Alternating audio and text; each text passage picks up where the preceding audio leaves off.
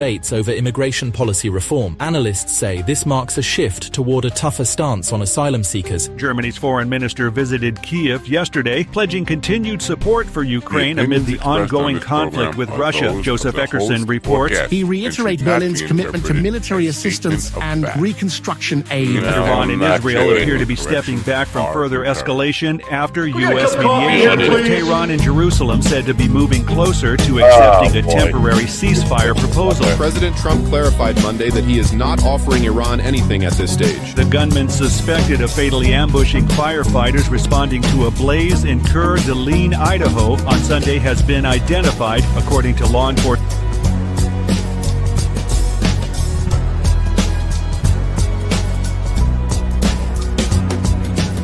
Damn good coffee and hot. My dog is your mind's best friend. I'm not hearing the sound effect. See, I don't know. I can't tell. My dog is your mind's best friend. I might have to reboot. Wake up, America. You've got a dog that needs walking. Can you hear that? That's right, sunshine. Just put on a big pot of strong coffee. Yeah. And get ready to type your little hate mail every day with your opinions about Kumbaya and flat earth insanity. Stand-up comedy? You want stand-up comedy? Well, we've got sit-down comedy. I'm very, very sorry. Is that over with yet? How do I know? With a dog. You make me laugh. Who knows? Everything is gone. Everything is good. Everything is better. Or is it over? Come on. Or it's just going to whoop. I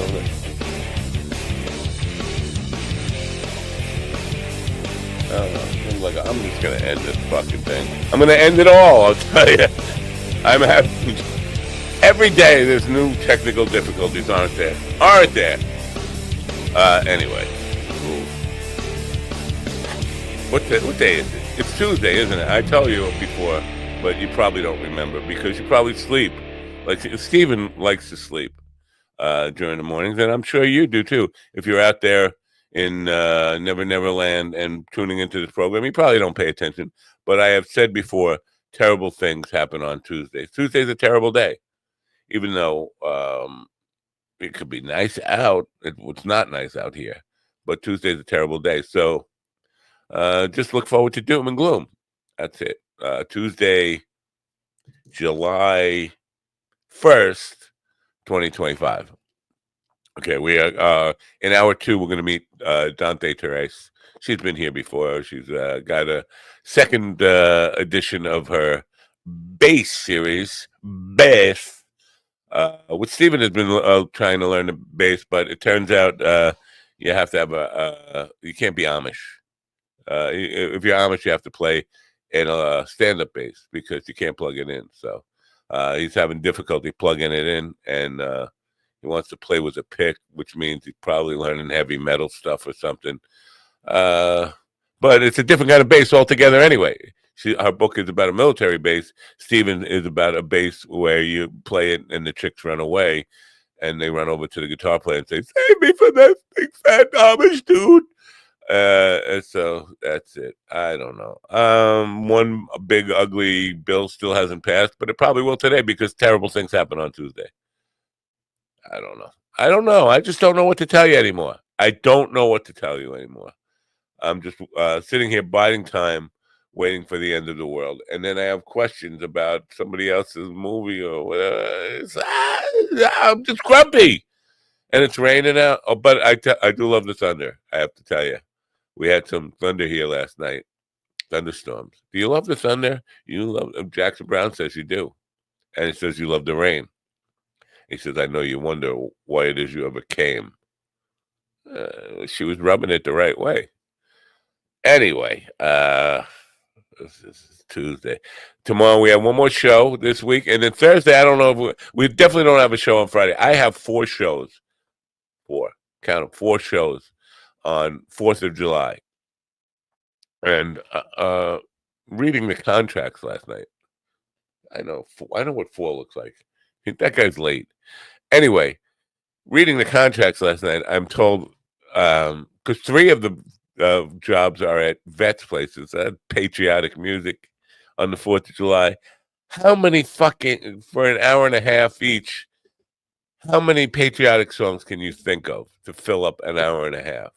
I'll tell you what I got. You want to hear what I got? God Bless America, America the Beautiful, This Land Is Your Land, which is not a patriotic song. It's actually a communist anthem or something. And I'm just going to try to sneak that in there and see if they notice. What else? Yeah, Neil Diamond's America? I don't know. What else? Where do I go where I don't put people? I'm not going to be singing I'm a Yankee Doodle Dandy, am I? No. The answer is no. So I got an hour and a half to fill, and so far I've got maybe 5 to 6 minutes of material. I'm not going to do all patriotic. I'm going to end up doing Frank Sinatra. That's what I'm going to do. Frank Sinatra on the 4th of July. Why? Because that's what I do for old people. Frank Sinatra, Neil Diamond, Elvis Presley, maybe a little Dean Martin. Hey, everybody blows somebody up sometime. So I don't know why I even brought that up, because I'm shot. That's why. I'm going to play Steven's favorite song right now. And if you don't know what Steven's favorite song is, just listen to the bass line played with a plastic pick. No, not played with. I don't play with a fucking pick. I don't know if it's whatever. It was a pick.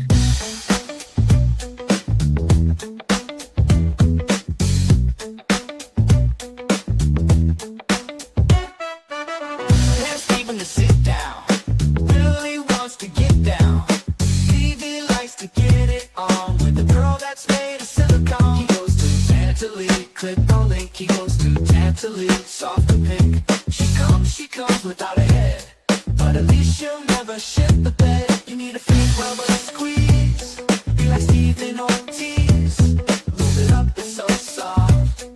Get you 10% off. He goes to Tantalene. He goes to Tantalene. He goes to Tantalene. He goes to Tantalene.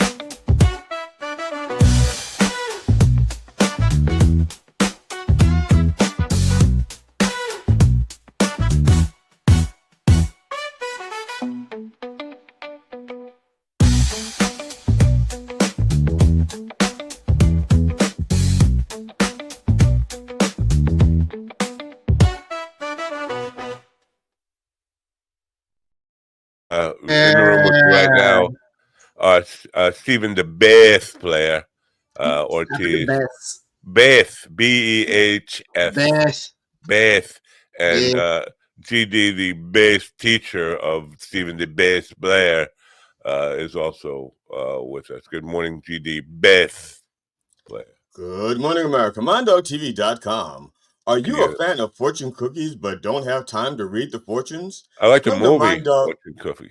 Come to MindDogTV.com/merch and order your audio fortune cookies today. Yes, you can crack the fortune cookie open and we will read the fortune cookie for you because you don't have time to read that shit. For example, look at this one right here. People who sit on people who sit on the fence have to pick it out their ass. Must be a picket fence. Wow. Okay. It depends on what kind of fence it is. Those fortunes and many more available at MindDogTV.com/merch. Support your local mercenaries and enjoy this offering. Did you notice Stephen took his hat off for you? Yeah, I that's why I had trouble reading it. Fucking glare. I know. That makes sense. The glare. That is the whitest head. Could you do? Dude, I know. I'm not wearing a hat today. I decided. I looked at it in the mirror this morning. I'm like, you know what? I think I'm not going to wear a hat today. I'm going to be out in the sun for a couple of days. I'm going to let my head, my dome. So you'll come back and it'll be bubbled with blisters. There's not enough SPF to protect that shit. Well, look, I got two modes in the sun. I got burn victim and see-through. But generally, once burn victim heals, I have a nice brown exterior. That's scar tissue. What about like copper? Listen, I don't want to be the guy who spreads false information or misinformation here. I heard the other day a guy talking about exposure to the sun doesn't lead to skin cancer. Actually, sunscreen gives you skin cancer. So I don't know if that's true or I don't not. know. But what about copper tone? I'm copper situation- tone. What about like something that kind of unwhiten your fucking white head? I'm gonna look. Tonight. I'm going to the girlfriend's house. We're gonna spend a couple of days over there swimming and drinking beer and having fun. And I'm gonna tan my dome piece. All right. That should be interesting. I don't think we've ever seen you with a tan head. You've always had that big white marshmallow. Well, my arms are tan. Let's see. Let me see. I mean, they're tanner than my head. That's tan. This camera sucks, man. Let's yeah, blame it on the camera. Yeah, right. Yeah, now I was talking to Ron, and I was discussing your tanning issues with him, and he had made the following suggestion: butter me with Crisco. So he should use Crisco, and maybe you'll go straight. Crisco, that's not sunscreen, so it won't give you skin cancer. Right, it won't give you skin cancer. It'll give you a nice crispy coating. Well, if you're gonna do that, get some Italian breadcrumbs, because I like that Italian seasoning. And for the record, my bass teacher is the world famous Michel Laredo. He's pretty white. He is pretty white too. Yeah. White guys playing bass. Who figures? Go for him. Yeah. See what Larry Graham started. So what does he got you doing? Did you have a lesson yet? No, we're meeting this week. You you have to plug it in. Yes. Well, because I have a really nice set of headphones to plug into the amp. I got the amp. I got everything I need. And I'm learning a little slowly, but learning. And last night you learned to play the blues. What is it? 12-bar blues? That what you did in blues in A. Yeah. So now can you do it in B flat? I don't know. Of course you can. I don't know yet. I'm a baby. You can. The answer is yes. Move it up a half step. It's in B flat. Move it down a half step. It's in A flat. Move it down 2 steps. Yeah. Once you get the fingering down for your scales, you just move it all over. Did you say fingering? Are you fingering Steven on this program? No, I said I was fingering his scales, which he gets after his sunburn. He will have scales. Now, have you ever gotten sun poisoning? Because you are like the whitest fucking. Oh, I've had 3rd-degree burns. I've had 2nd and 3rd-degree burns from the sun. In middle school, or not middle school, 5th grade, the year of 9/11, a month before it happened. I was at Lake Michigan, and I was in the sun for like 12 hours, and my arms, my head, my back all blistered. And my parents made me go to school anyway, and I dropped a pencil. I reached down to grab the pencil, and all the skin from my shoulders, my arm, and my neck sloughed onto the floor. And my teacher threw up and made me go home. Apparently, you didn't learn your lesson from that time I told you to bend over and pick up the soap. Oh. Studies conducted, I can't read. Studies conducted on Navy personnel. Now, they don't count. Right, Navy exposed to sun on flight decks, etc. years ago showed that they were more likely to develop basal cell cancer, which generally easy to treat, as opposed to melanoma, carcinoma. What are the other nomas? There's other nomas. Misnomers. Misnomer. Yeah, I don't know. Whatever. So, yeah, we got like an hour to kill. And tomorrow, there's a guest on, a doctor. I don't know, some kind of weird name that I can't pronounce again. Dr. Alicia Napano Hold on, let me pull it up. I'll look. Hold on. Please stand by. We are having difficulties pronouncing foreign names. Please stand by. Please stand by. Dr. Lasantha Neato. Yeah, see? That's exactly what I said. Now, she's going to be talking about From Fabulous to Fat now, because It's from fat to fabulous. I'm sorry. Oh. You want to go from fabulous to fat. But she had an issue with The sequel, obesity. the book is also called "Letting Yourself Go." A Stephen Ortiz memoir. That's the parentheses title. Anybody knows how to become a fat pig. Yeah, It's easy. it's a very I'll show short you right book. now. But she had a problem with the obesity when she was young because she was eating a lot of junk food. So I'm thinking, as a kind of just a goof, why don't we all just bring in a bunch of shit and just be eating the whole fucking time? What is she talking? TikTok. I have to let my blood sugar drop to 40 so that I could do that. Otherwise, if I start at where I usually start at, I will be comatose by the time we get to the first half of this hour. He died for the bit. So then that's a whole second book there. And that's why I say I'm not a comedy fan. I will not die for the bit. Well, see, I will absolutely die for the laugh. Let's go. And I won't. Or for a second book, because from Fit to Dead is her follow-up book. from fit to gone. Yeah. From Fit to Fatal. From Fit Coma runs with Noma. All right, there we go. That's the show for you, folks. You tuned in, you got your value. I don't know. So you talk to Michelle do you actually call them up or you just text them? Because no, we've video called I think once so far, but we message back and forth. Yeah. All right. Now is it gonna make you paint your fingernails black just to kind of? Well, I feel like if I'm gonna play metal at some point, I have to. So it's very goth. I don't know if metal. He's goth. He's goth, but I mean, Yeah, well, you have to become a clone of your teacher, your sensei. You have to be like him. There. I don't know if I'm going to get rid of the beard. Oh, well. All right. I'm too fat for that.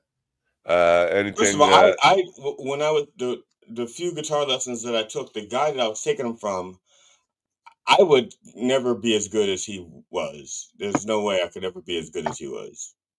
He was just too fucking versatile and too fucking well versed, and he was playing instruments that to this day I can't afford to buy.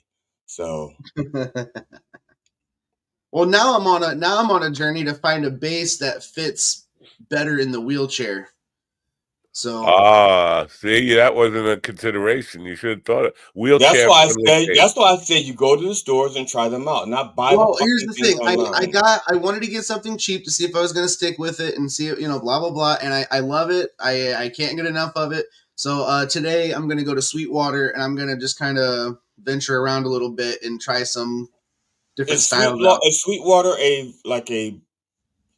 do you have like a physical store of Sweetwater? Or is that because I only know of it being online? No, the Sweetwater store is in Fort Wayne, Indiana. Remember, he almost got hired there or something. Didn't you go for a job there? Yeah, I remember him being hired, but I thought he was just being hired because it's virtual. No, he was applying for the position of paperweight. The actual headquarters, their actual headquarters and warehouse and everything is in Fort Wayne. Next year, he was going to get a promotion to doorstop. All right. Okay, well, John, if I lose 300 pounds, I would be negative 37 pounds. So that's not possible. Well, let me see you stand on the scale. I can't stand on a scale. Actually, that's not true. I can. I just need the one with the walker thing attached to it. But now give me. Now, don't say "Born in the USA." That's not a patriotic song. That's about as patriotic as "This Land Is." I don't know. I don't know. I've never listened to the whole song. Do you like doing Toby Keith or anything? Huh? Shove a boot in your ass. No, but there's courtesy of the Red, White, and Blue. Courtesy of the U.S. That's shove a boot in your ass. Courtesy of the U.S. Whatever that. There's a line in there. We'll stick courtesy of the Red, White, and Blue. Yeah, we'll shove a boot in your ass. Sounds like a boot in your ass. It's the American way. Yeah, no. I want to say something that's going to make me a target of hate, but that's okay. Everybody hates you anyway. If you were born with it, maybe it's Maybelline. I've been, as you guys may know, I've been working on a script, and I had part of my research. I had to watch The Godfather and Goodfellas. I'm having a hard time watching The Godfather. I'm still stuck on the wedding scene.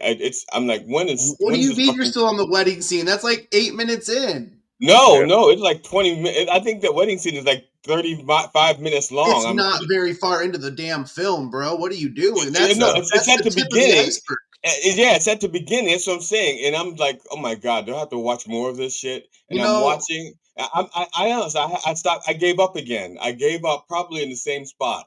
Why? It's not. Look, don't tell me what it's not. I'm telling you what I'm experiencing. This is what it is for me. When you're not watching that movie through my eyes. Time is not subjective. I bet that he didn't say that when he watched Straight Outta Compton. I didn't watch Straight Outta Compton. Wrong gangsters, bro. I didn't watch Straight Outta Compton. Jeez, I've never seen that movie. Steven, there's got to be a way to Google how long is the wedding content in the beginning of Godfather 1? How long, time-wise? It's not 20 minutes. It's definitely not 20 minutes. Well, I can understand it feels like 20 minutes to you if you're bored with it, but it's not 20 Actually, he was fucking goddamn close. It's 19 minutes long. Really? It begins around kiss my ass. It begins around the 27-minute, 37-second mark and concludes around the 46-minute, 10-second mark of the film. Wow. But that being said, GD, that does not sound like a valiant effort. That sounds like No. Don't tell me what a fucking valiant effort is. Okay? As somebody who quits regularly but made it through the movie, I get to say that. Now, coming from somebody who does not like to quit because it bothers him. Okay, bothers me too. It makes me feel like a total piece of shit, but it happens. I am genetically predisposed to not give up and quit, no matter how bad something is. Which is all right, boys. You're genetically go to your corners. Jumping high and running fast, but you're not in the NBA. Go to your corners for just 1 second here. GD, the actual wedding stuff is not really about a wedding. You understand that? There's no vows or anything. It's not. I mean, all those backdoor business deals and shit. No, you got James Caan breaking a camera. Isn't that exciting when James Bond breaks that camera? I'm not an idiot. I understand the significance of what it's supposed to be. Do you understand? I'm fucking bored with it. But I'm trying to find out what's the boring part. When Luca Brasi says, "Godfather, I'm so thankful to be invited to the wedding on this day of your daughter's wedding." Okay, that's funny. To me, that's comic relief.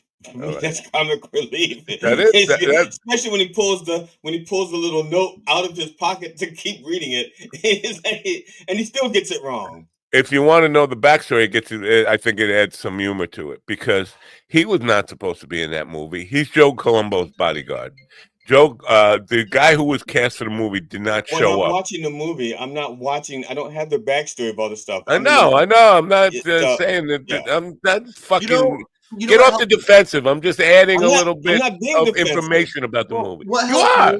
What helped me get through the movie was watching behind the scenes stuff. Because once I watched the behind the scenes stuff, and I was like, shit, that's interesting. How many people are going to be watching a movie and stopping to go look at behind the scenes stuff? That's not how movies work. That's not how movies work. Okay? Movies work like this. You put the movie in and you watch it.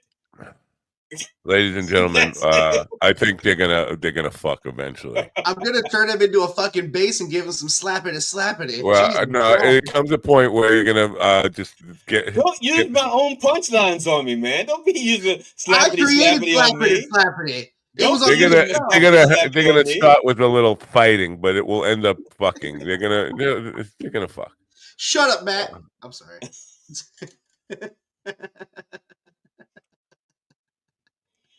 But anyway, it's going. What I'm trying to say is, it's going to take me a lot longer to watch The Godfather than the 3 fucking hours than it is already. It's not 3 hours. See, you got like an enhanced version.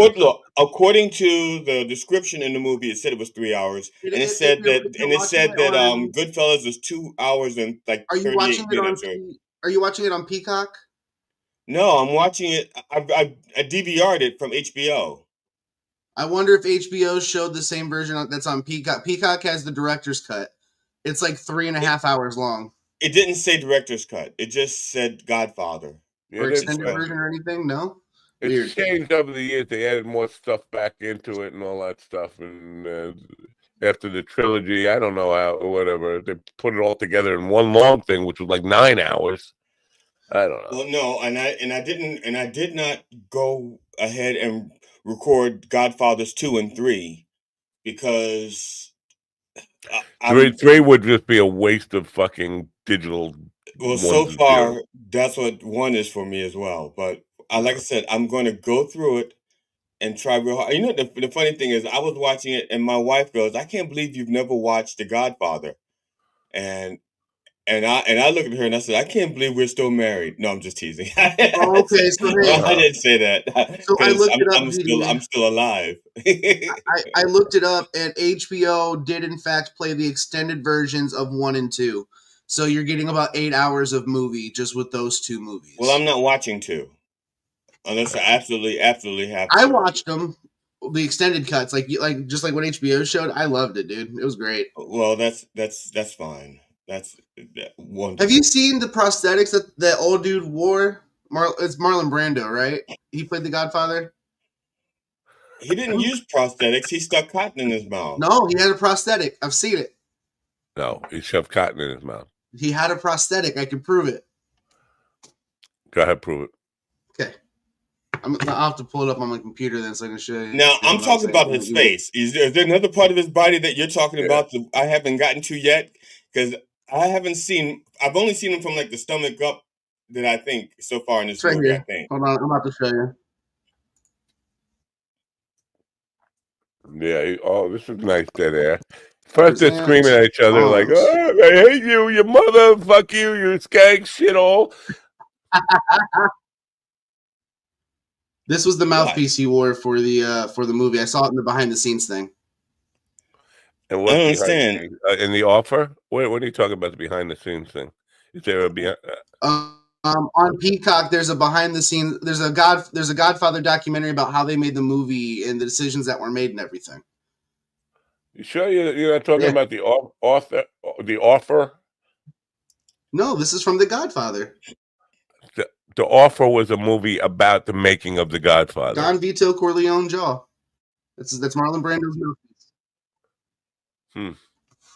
Oh, then yeah, that's probably it. Yeah, hold on. I actually had it pulled up. It's right here. Yeah.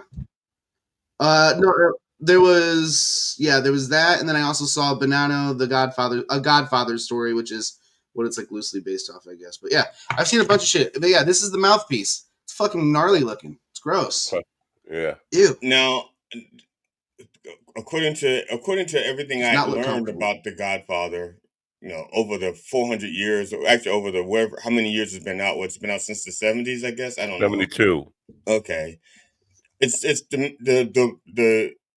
the lore has always been that Marlon Brando created that character by sticking cotton in his mouth. Well, no, that I think we're confusing the audition because Francis Ford Coppola and brought some of the studio executives to Marlon Brando's house, and some of the guys were there. I think James Caan was there. But that's where he started shoving the cotton. He just turned around and started shoving cotton balls. So according to Google, Matt's exactly right. The cotton was used for the tryouts or whatever. Hold on. For the audition, he used cotton to create the aesthetic and the sound he was looking for in the character, which then was then modified and turned into a mouthpiece that Marlon Brando wore on set, which he complained about regularly. And he should have stuck with the cotton. Excessive amounts of drugs to create comfort. Okay. He should have stuck with the cotton then. He was. Now this is because he was like Tom Cruise is right now. I mean, as far as star caliber, and having to make him audition was kind of like a slap in the face to him. But he was such a problem that the studios didn't want to work with him. They had to get some kind of fucking reel on him to show them and say, look, it'll work. He won't be a dick. But then I think he ended up being a dick anyway. He didn't show up. Yeah, because almost anybody could not be a dick for like an hour. Well, that was if you're making a 12-hour movie and you're making a 3-hour movie. Actually, it had to be longer than that if they had all this extended footage. So it's like 3.5 hours. You're making a 3.5-hour movie, The rumor Which is means that you're they working shot. for, what, a year with him? He's going to be a dick. Everybody's a dick at some point over a period of a year. The rumor is if you took all the A and B footage that they shot for the movie and everything that they had together, each film could have been almost 5 It hours long. would still be playing from 1972 to now. They said each one would have been upwards of 5 hours long. And I'm like, Yeah. that's ridiculous. But that makes sense, though, because Lord of the Rings was very similar. They said they could have made each of those movies even bigger than they did. So, no. But the difference is Lord of the Rings had a lot of too much fucking walking is what it had. It did have a lot of walking and riding. Yeah, after like the halfway through the first movie, I was like, are the rest of them like this? And they were like, read the book. So I read by the time I got to the end of the second book, I'm like, yeah, this is stupid. They lost me at walking. I don't know what the fuck they're talking about. I don't know the struggle. I'm a verified streamer. I'm not, with 19.3K real followers here to help small streamers grow and work toward verification too. I don't want to get verified. And I don't want to go Where to is this on Discord. Kick? On Kick? I don't even know. Kick, they want you to join their Discord. It's a fucking scam. This isn't a real person. Yeah. I don't give a fuck about being verified over there, over here, over where, anywhere. Fucking Kick. I don't even know anybody who's on Kick. These are not my people. I'm sorry. I mean, you're welcome to watch. You're there because you're available to us. But I'm not going to do it. I don't care if you watch or not. You're on Kick. Who goes?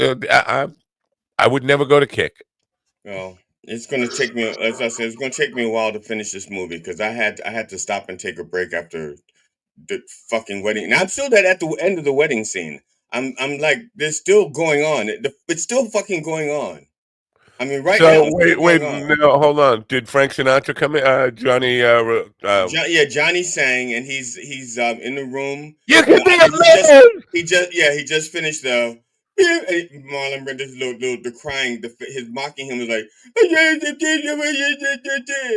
you know, which that wasn't as funny as the Luca Brasi scene. The Luca Brasi scene was funny. Well, the thing about Luca, I was going to tell you, the actual guy who was supposed to play that movie on the day it was supposed to be shot did not show up, and so Lenny, he really is illiterate and couldn't remember the lines. So that's not like that. They just said, well, we're gonna have to work with this because he's really that stupid. Like you could say hello to him and he'd be like, I can't remember that. Hello, what's the line? Hello, hi. Like he was like they called him Uncle Stupid or Grandpa Stupid. I'm serious. This is what his family called him. Jesus. So, yeah, and he didn't know. He had no idea he was going to be in this movie, and so then he was in the movie, and they had lines, but he couldn't remember any of them. So he was actually reading them, trying to read them, and written in like childish big letters and stuff. So you know what? They got through the movie with him, which is why. Oh, you haven't gotten to that part yet. But later on, he's in the movie again. He doesn't have any lines. He has no lines. Does he play the horse? Does he play the horse head? Yeah. Man, that scene, I've seen that scene recreated countless times in shows and movies through the years, and finally seeing that scene for real, I was like, oh my God, how did this not fuck with people back in the day? It's even worse than you can imagine because that was a real horse. Yeah, it was. Was it a real horse head? It was a real horse because the fake horse or the model didn't look real enough, so they sent somebody out to Belmont Park or Aqueduct to get a fucking racehorse that lost that day. He lost. This is the punishment for losing, coming in last. Can you imagine being the guy who's walking around going like, okay, my job is to find a fucking loser horse who's going to get killed. You know, it's like I'm just waiting on the horse. Look, I don't have the contract on the horse. I'm just here to. There's going to be a dead horse today, and there were no PETA people at that time to kind of like. Well, I don't think they even acknowledged it at that time. But you know, so they didn't kill the horse for the movie, but yeah, I think that is the horse made more money in the movies than he did at the track. It was recycled. Yeah, real horse. Now it had to stink, right? No matter how cold that had to be fucking disgusting, dude. Like, being under the blanket while they were like, get under the blanket. We're getting ready to yell action. Maybe it was taxidermied after the fact. Ugh. In other words, so it was everything else was real about it. It's just that they removed the innards so that it wouldn't stink. So I did a reel. I haven't published it yet on Robert Duvall because he's going to die any minute. I want to cash in on his death.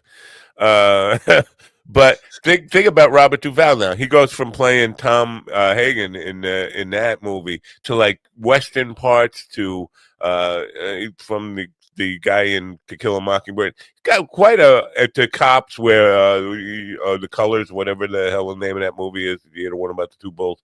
What a very versatile actor that guy is. He's played so many different kind of roles. And The Natural, he's a reporter. I mean, what a stretch of acting. He always is kind of himself, but still able to fit into all those molds. It's very good, great actor. Just I hope I get my reel done before he dies. That's all I'm saying. Because I want to be able to cash in. And what good is a celebrity death if I can't personally cash in on it? Now, did Dylan Brody ever tell you the story about the money he turned down from his book? Dylan Brody had written a book a while ago, and Robin Williams had written a forward or something, or I don't know if he wrote a forward or did the opening forward or something. But Robin Williams did like something good for the book, and just before the book came out, Robin Williams died. The book had just come out and Robin Williams died. And so people thought that Dylan Brody and Robin Williams were super, super, super close. When actually it's just that Robin Williams, did this kindness for Dylan Brody for the book.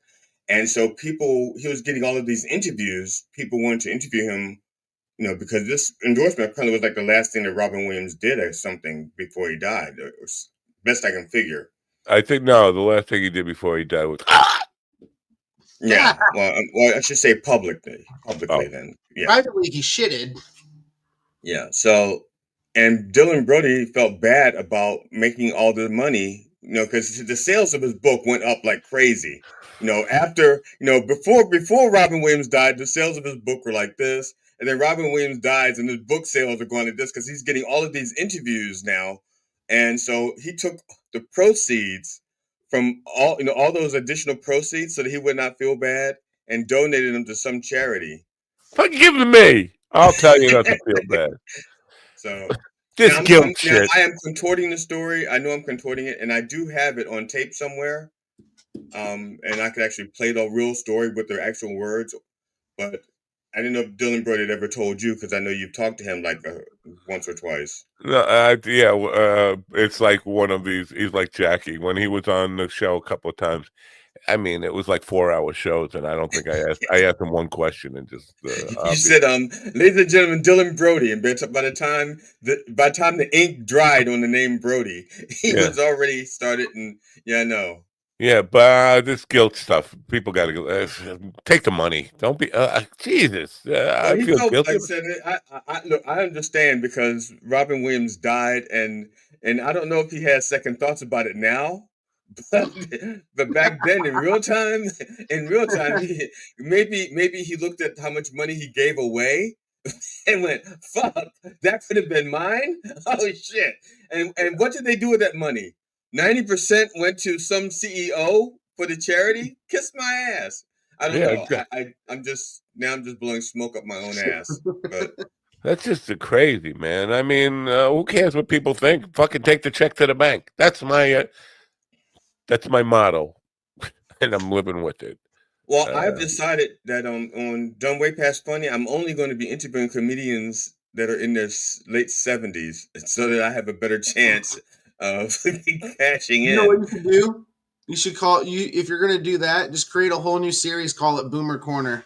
Listen, I don't want to jinx my friend here, but if I were you, I'd try to get Robert Klein on. And he's opened the podcast now, but he's 80, what is he, 84, 85?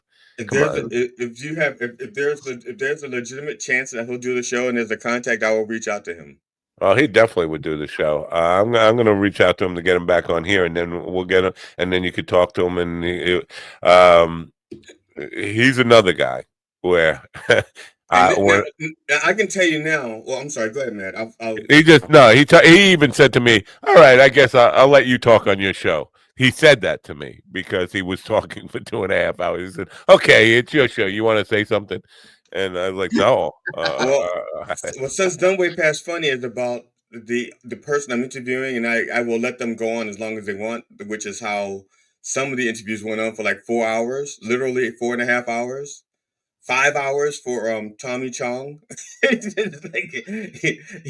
So I don't have a problem with him going on. My problem is that when I go to edit and so that people have references, because he starts talking about things that nobody knows about, I put a graphic to help them out, post production. Steven I'm just going to became be like editing. Steven just became like I don't know, affected kind of black and white version of some kind of Yeah, it does look like movie. he went black and white, except for if you look over his corner, there's a little piece of red. It's like a ghost in a fucking movie. Yeah. Now he's all black and white, except for the little red at the How halves. fucked up would it be if I actually killed myself 2 days ago and And your ear is pink? with a ghost? That's weird. His ears are pink, and everything else about him is black and white, but his ears are pink, and part of the chair is red. How you know I'm still alive? It's so fucking weird. It is. It's like he's like Uncle Festus from the Addams Family. Let me just tell you, Fester. That's right. Festus was the cowboy. Fester. You will never be set free as long as you're a ghost that I can see, or something. But there's no by train. There's no slapping the bass in heaven. You're not going to heaven. I'm not going to heaven. I can slap the bass all I want in hell. That's right. What am I saying? In fact, that's going to be the bane of all the guitar players that go to hell. It's going to be bass players with everything turned up too loud. Yeah. Yeah. So, what do you guys? Are you guys? Do you do anything for 4th of July, or you just? What do you do? Are you gonna do hamburgers, hot dogs? I kind of do the stereotypical thing, except we're doing the day before, and then I'm hanging out with some other friends the day of. But generally, that whole weekend, it's cookouts and fireworks and alcohol. How much are you paying these people to pretend to be your friend? Nothing. That's not very good. Well, so the girlfriend works on the 4th of July. So on the 3rd, we're going to go watch fireworks and cook food and drink. You got to stop, dude. You got to stop. Everybody knows this girlfriend doesn't work. I mean, it's a fucking AI. She doesn't work. See, Matt, you are disrespecting sex dolls. Sex dolls, that's a real job, okay? She would be really upset if you called her a sex doll. She's a lot more than that. She also cooks really well. I would be really grateful if anybody called me a sex doll.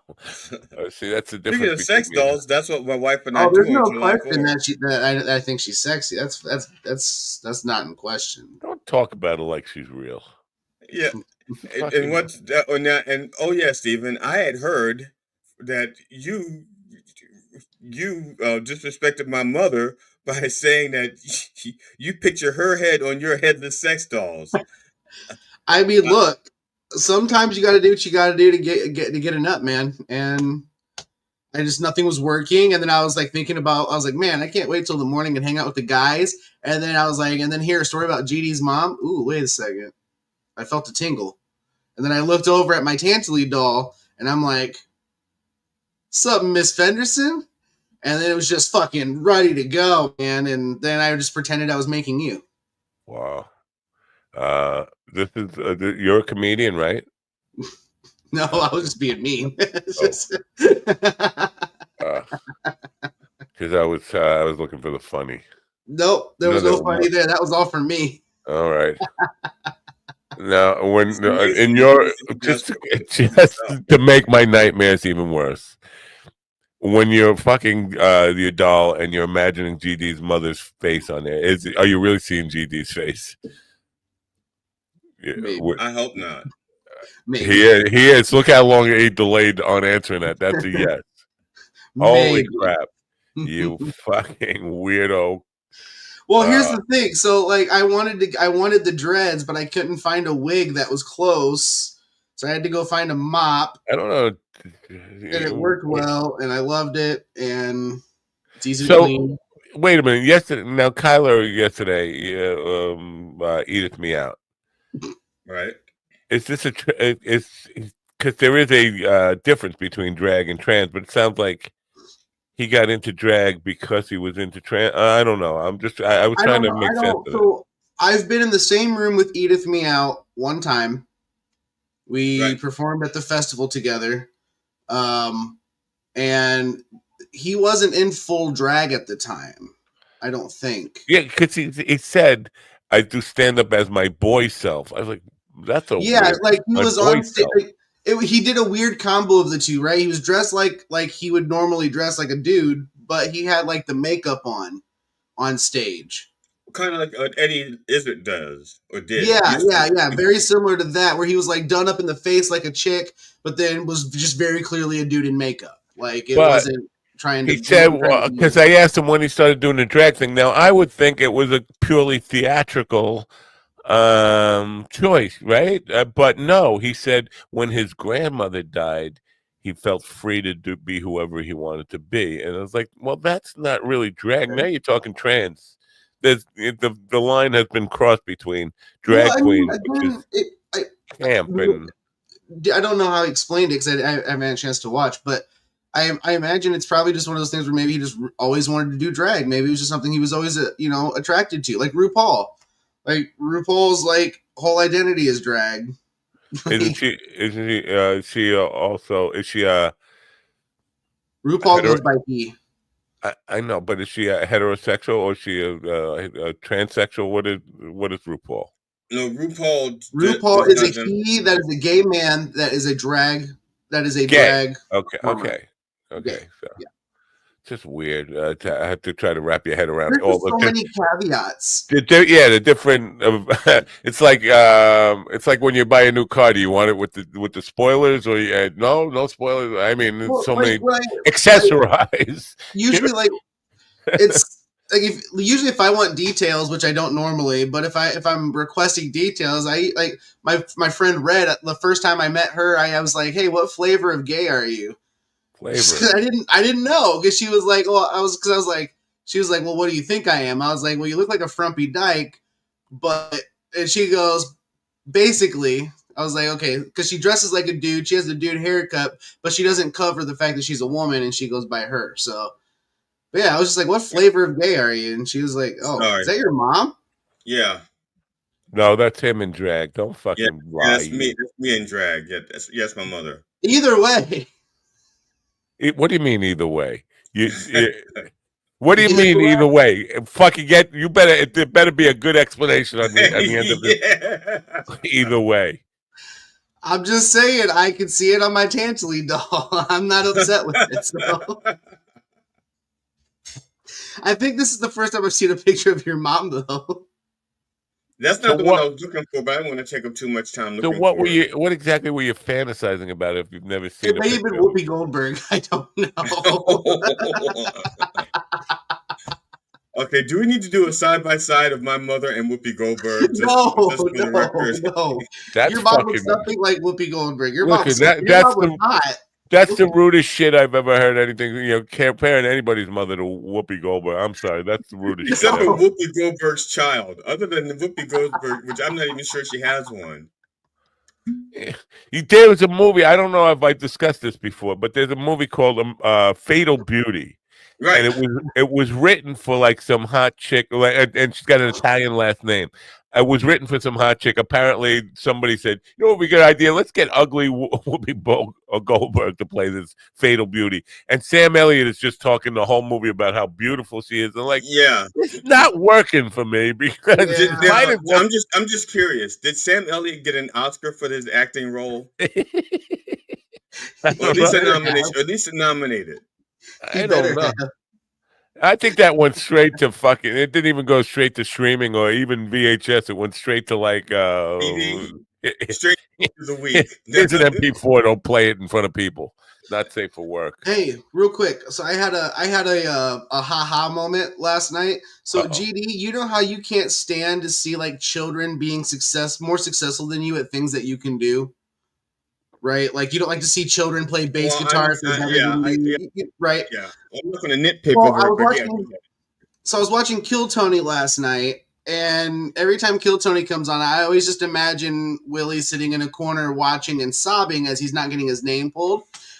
An 11-year-old kid gets his name drawn for Kill Tony, and wins a golden ticket and becomes a new regular and gets to perform at Madison Square Garden in August.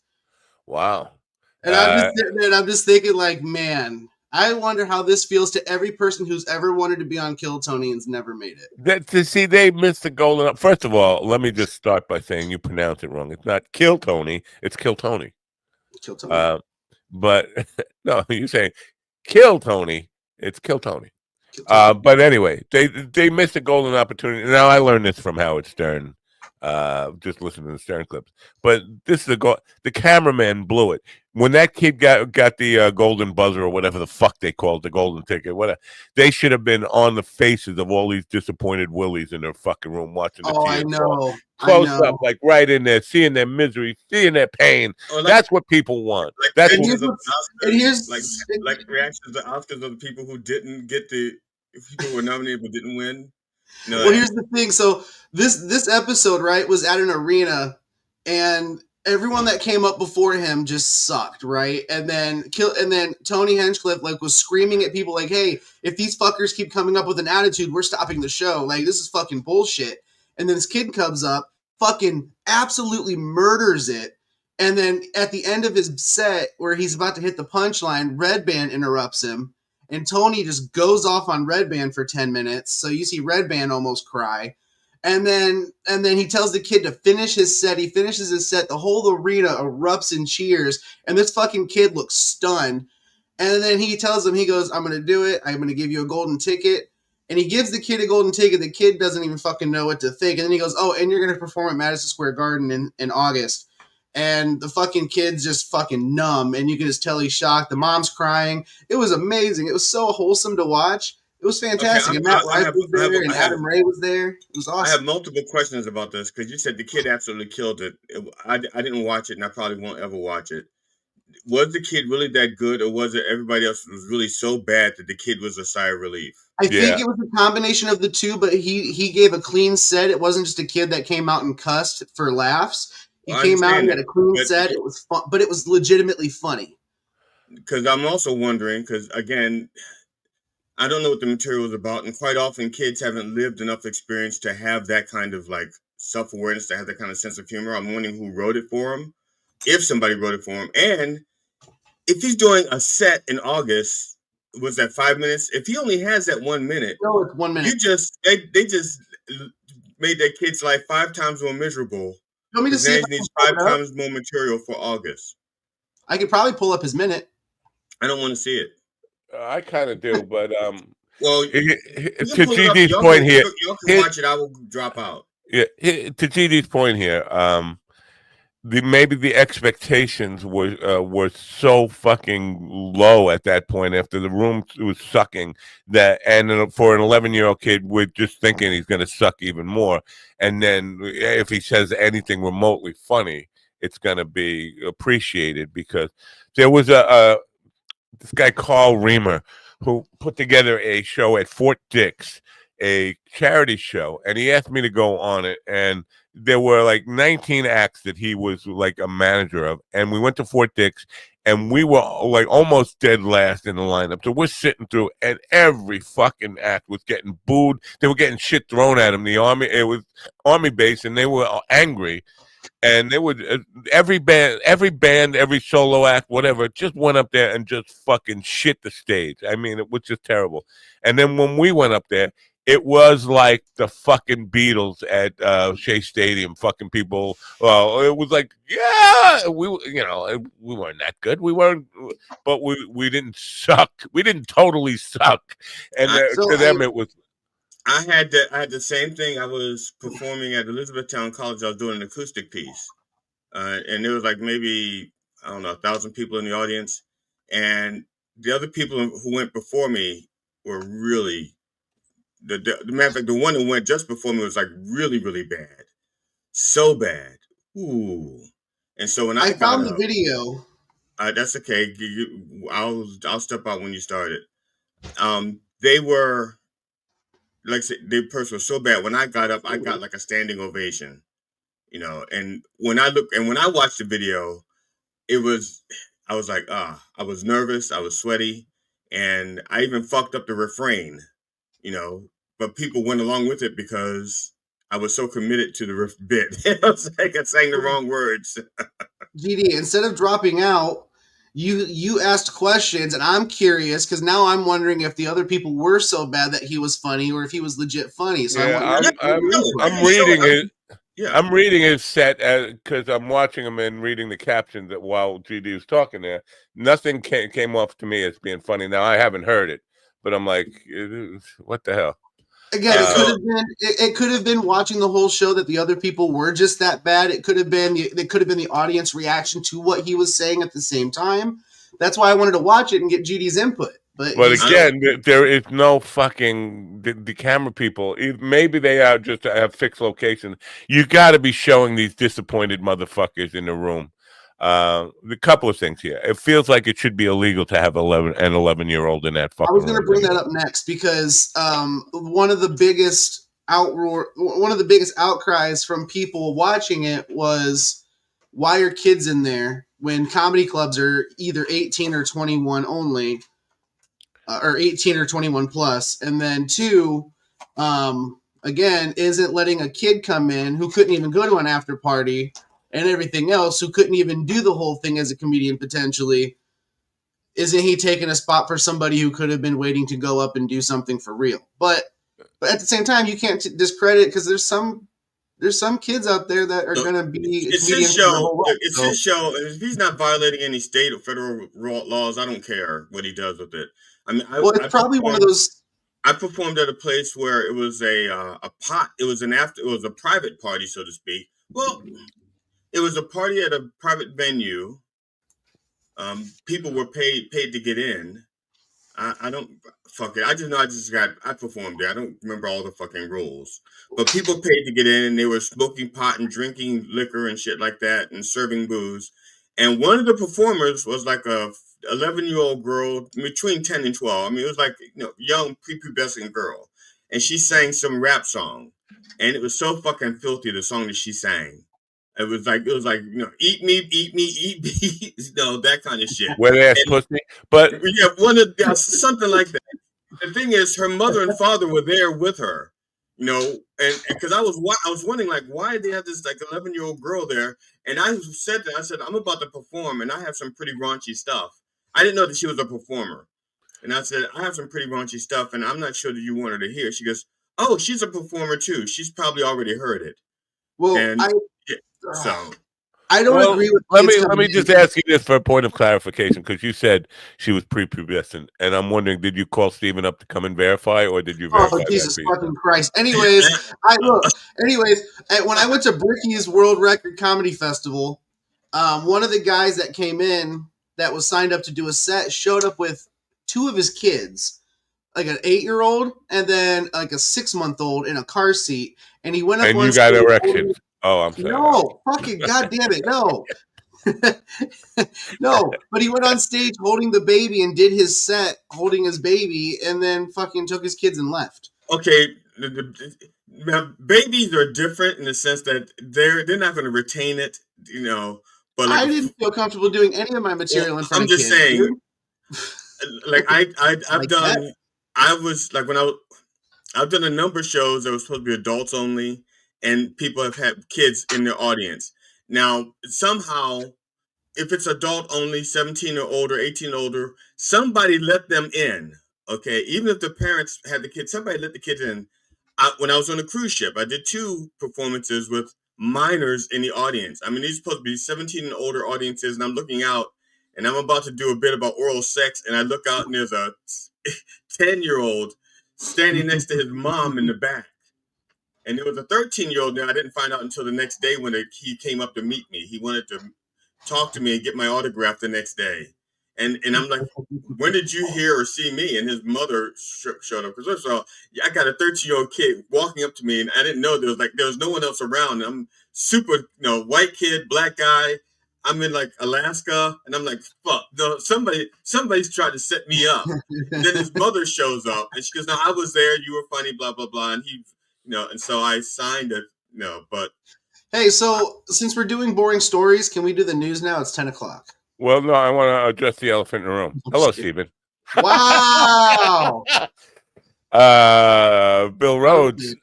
Bill Rhodes, the clean mouth teacher. Ooh, ew, that No, sounded that. Don't ever refer to him like that. Bill That Rhodes sounded comedy. gross. There are lots of people who have a great minute, but on the show that can't put together 5 or 10 for a real set. That's bizarre. It's not that bizarre because It's if you true. think about it, right? Can you drive a NASCAR? Yeah, sure. Okay, if you only have to drive it for a minute, he'll be successful. But if you ask that person to drive it for a couple laps, they're going to wreck it. I'm sorry. Your analogy sucks because You suck. I know, but to make a good impression in comedy in 1 minute, first of all, that's a challenge. It's a challenge for great comedians. So just to even, to do well in 1 minute, I think is really do well. Now, I'm sure they will pass people who don't really do well just because of how difficult it is. So I did a lightning round in Michigan where there was 8 of us comedians. It was towards the end of this little competition, and we had to each do a minute, and then the audience got to choose who got to move on to the next round. And trying that the first time, like without realizing it was a thing we had to do, I had to condense a joke into a minute. And it's difficult. I do agree it's difficult, but yeah, it doesn't surprise me because to be able to string it together, 5 minutes for that, like the first few open mics I did when I first started doing comedy, that 4 or 5 minutes felt like an eternity. Now 15 minutes doesn't feel like long enough. So, obviously it's one of those things that comes with practice, but yeah, man, it's that minute can be scary for sure. Yeah. It can be scary, but also if that's all you prepared for, really, that's it. You just have that 1 minute, and it's a good minute. Sure. That it may not, you may not be able to stretch it to a 5 or 6 or 7 minute set.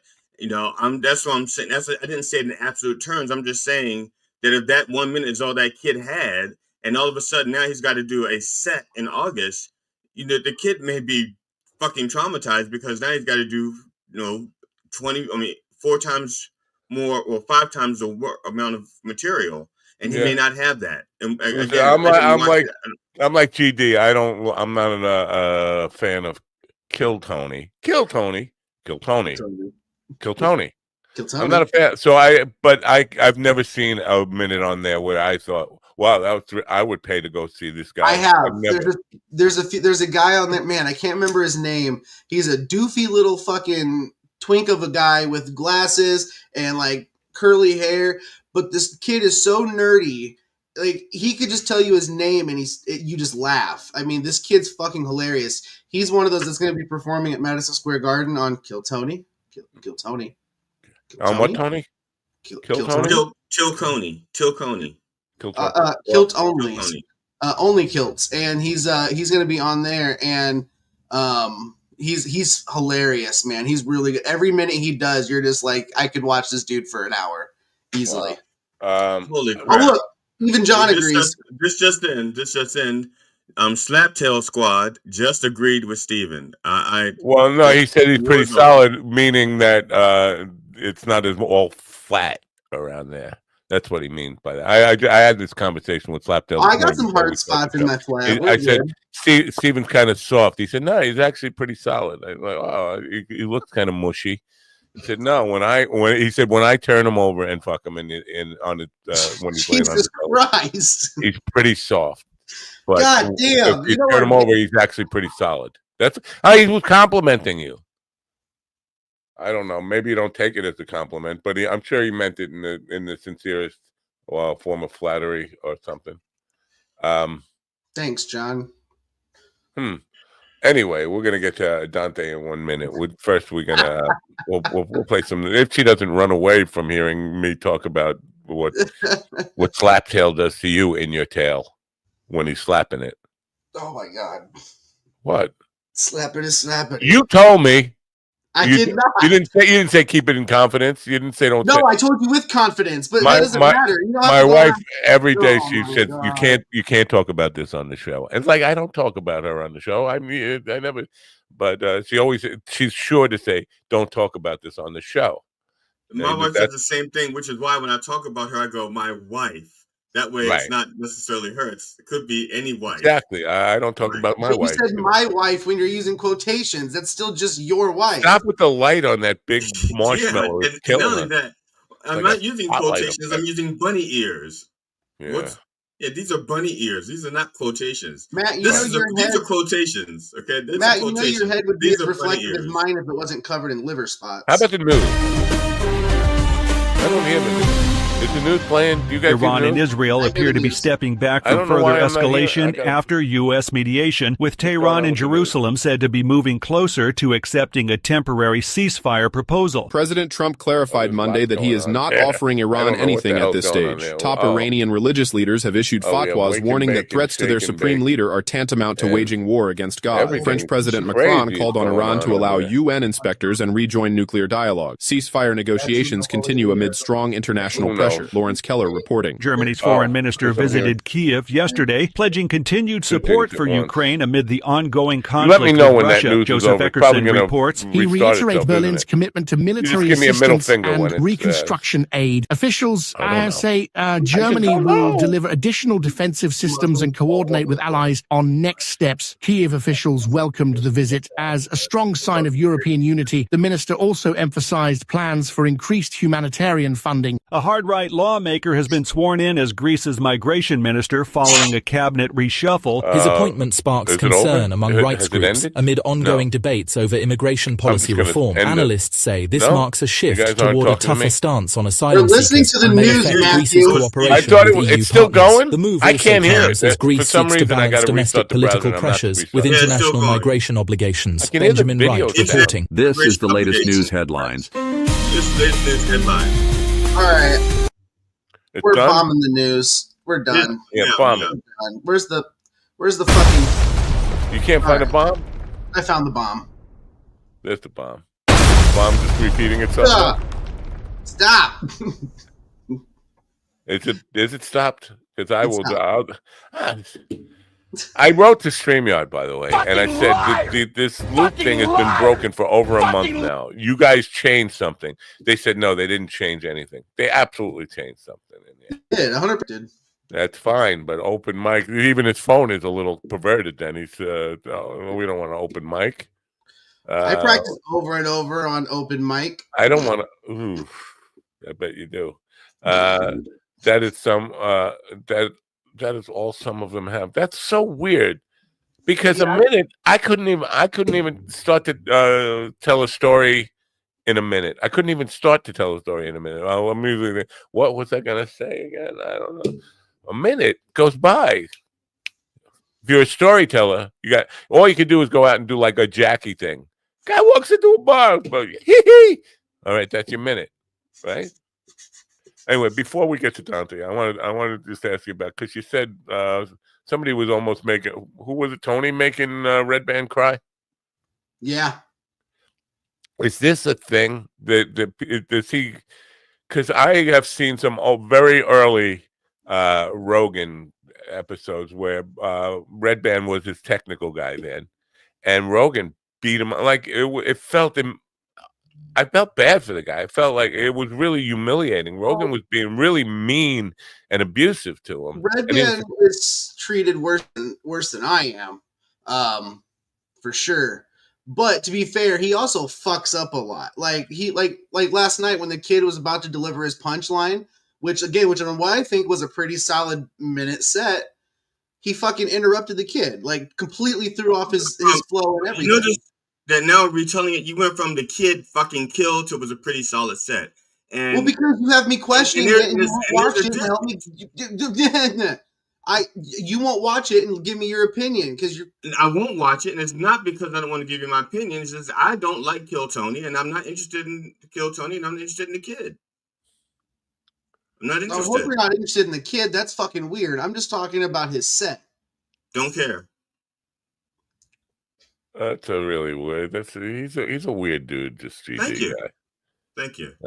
He gets hung up on a lot of things. I mean, I talk about a minute of your life. It wouldn't kill you to fucking see this kid. I'm not even asking you to kill Tony. It might kill Tony that minute. It's not even on Kill Tony's Facebook or YouTube. It's on some random guy's. Can I just get the answer to the questions I was thinking? Brian Redman. He's been abused by all these guys. Why do they even have? What's his claim to fame? Like, why? Why is he even there? As being the tech guy on two of the biggest podcasts in history. And that's it? That's it. You could get a 14-year-old kid to do that job. You could, but he was the first to do it on both of those shows. Like, to be the first guy on those shows to do it. And he got rich on that. He got very rich on wealthy. It, and that was the claim, yeah. And because of that, he's in the Rogan Circle Jerk of comics in Austin. Falls back. He steps in shit and falls backwards into a pile of money over and over. He did, yeah. And I mean, and when it's all said and done, good for him, whatever. But yeah. All right, Dante Therese is here. She's a writer of books. The Base. She spells it B-A-S-E, not B-E-H-S. The proper spelling is B-E-H-S, right? Base. But the Base book series, second book, I'm not sure what the hell, because it looked like the second book came out January 1st of this year. The trailer just became available. She's also got a book series screenplay and the host of a new podcast, a hyper-local podcast called The Sidewalk Report podcast. She's here now. Let's say hello to... Good morning, Dante. Hello. How are you? I didn't realize that stand-up comedy was such a blood sport. It is. It sounded you have no idea. Like Real Housewives. I mean, if you guys were all around, I mean, you're doing this in a bar. I mean, if it was a Real Housewife episode, you'd all be throwing glasses at each other. Here's the thing, right? So all the stuff that you see from comedy that you see on camera, that's just the nice, good stuff. The stuff you see behind the backstabbing, the shit talking, the sabotaging, the slurs, the assaults. It's all real. Yeah. Now, I just want to make one clarification. The reason I do not want to watch the kids set, okay? The reason why, because I don't have a problem watching adults. You want me to watch an adult set, I will watch it. But there's a couple of complications for me. First of all, if I critique the child, he's just a child, okay? And I'm not in a position to help him or soften it or anything like that. And I'm not saying that the kid is watching this show or that someone will watch it and take what I say to heart. But I'm not going to sugarcoat it because he's a kid. Second of all, if he has, let's say, just an average set, or I recognize the material from someplace else, or I say, this is not very good, what are you guys talking about? I could come off as a bitter old veteran who's like jealous of an 11-year-old kid who had a pretty decent set. It's kind of what it sounds like. It sounds like that, but since I haven't seen the set, I can't be jealous of something I haven't seen. I'm telling you my position on why I won't watch it. All right, I will watch it. Because when have I turned down watching an adult set? I haven't. You have. Well, I've not turned down watching an adult set. On this program, you have. No, I don't think so. Dante wants to say something. And I'm suggesting a middle ground type of thing. You could do one of two things to sort of take yourself out of the hot seat there. You can have AI watch him and AI rate him. In which case I don't trust AI. He hates AI. I hate AI. But also, let me just point out that because he was critiquing an 11-year-old prepubescent girl just a few minutes ago. So no, I did not critique her. I never mentioned anything about her performance. I was talking about the sheer fact that the parents had her at the show. Right. And then I talked about the fact that she did a song that was dirtier than the material that I was doing as an adult. Ladies and gentlemen, welcome to Boom Corner, the only Dante, would you like to learn about TD's mother? He has a story he would like to tell you. Go ahead, BB. Take it away. Okay. All right. Well, fine. This is my mom in 1964. December 64. She's looking through a Flip Wilson record right there. Not bad, right? Not bad, right? I'm telling you. Not bad. I'm telling you. That was This is why TD's so hot. This is my favorite picture because my mother does not know the camera is there. And whenever my mother knows the camera is there, she vamps it up. I mean, she becomes like this little tart. you know, and she so the camera didn't know. And this is my favorite picture of my mother because she doesn't. I have to tell you, I think you're wrong about that because I was at her gravesite the other day and I was taking pictures and she did not pop up once. You don't know what she did inside the box. You know, Matt, what's weird is I went to her grave and I popped up once. So yeah, you couldn't see what was in the box. What's in the box? Okay. Fine. I'm sorry. We're going to talk about Dante's book now. The Base Book 2. Now, The Base Book 2 is it's been out since January, right? And book 3 is coming out on August 1st. Oh, book 3. And we are trying to make the book series into a film series. So if you comics would like to throw salad at each other and insults in The Base, if we, when we get it into a series, that would be awesome. I'm in a wheelchair. I could be an injured soldier. Let's go.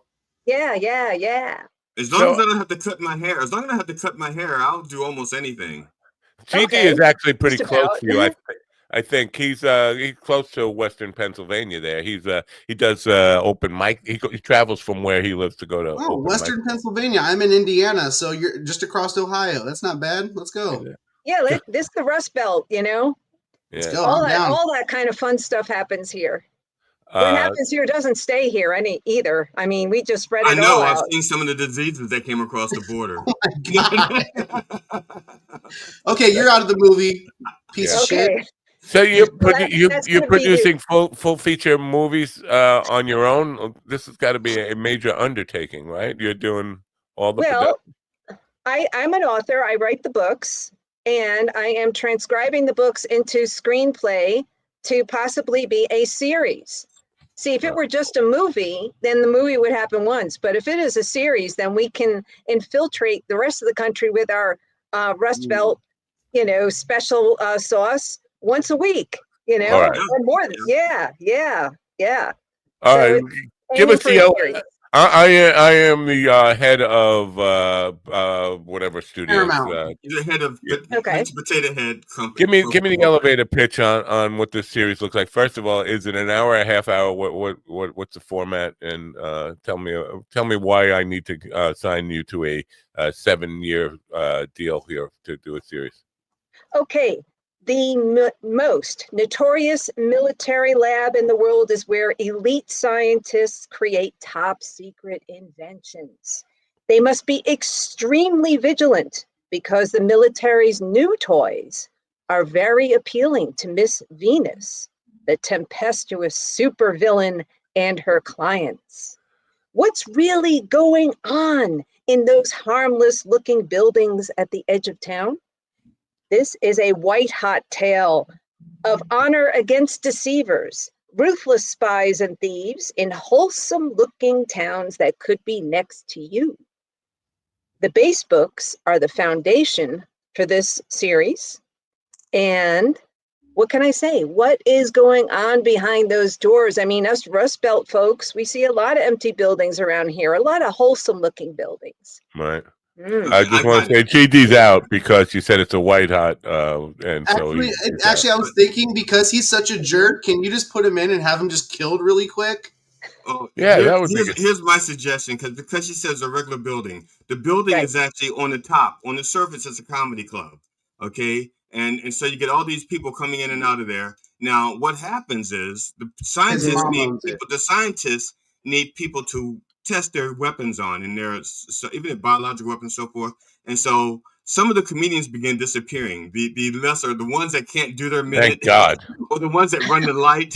This is where Ron comes in, because Ron is the host. And if they run the light, I thought that people just kind of cut the mic if they want to make a comedian disappear. You just cut the mic, isn't that? You give them the light, but they don't respect the light. No, they don't. Can I be one of the comedians that only have the light?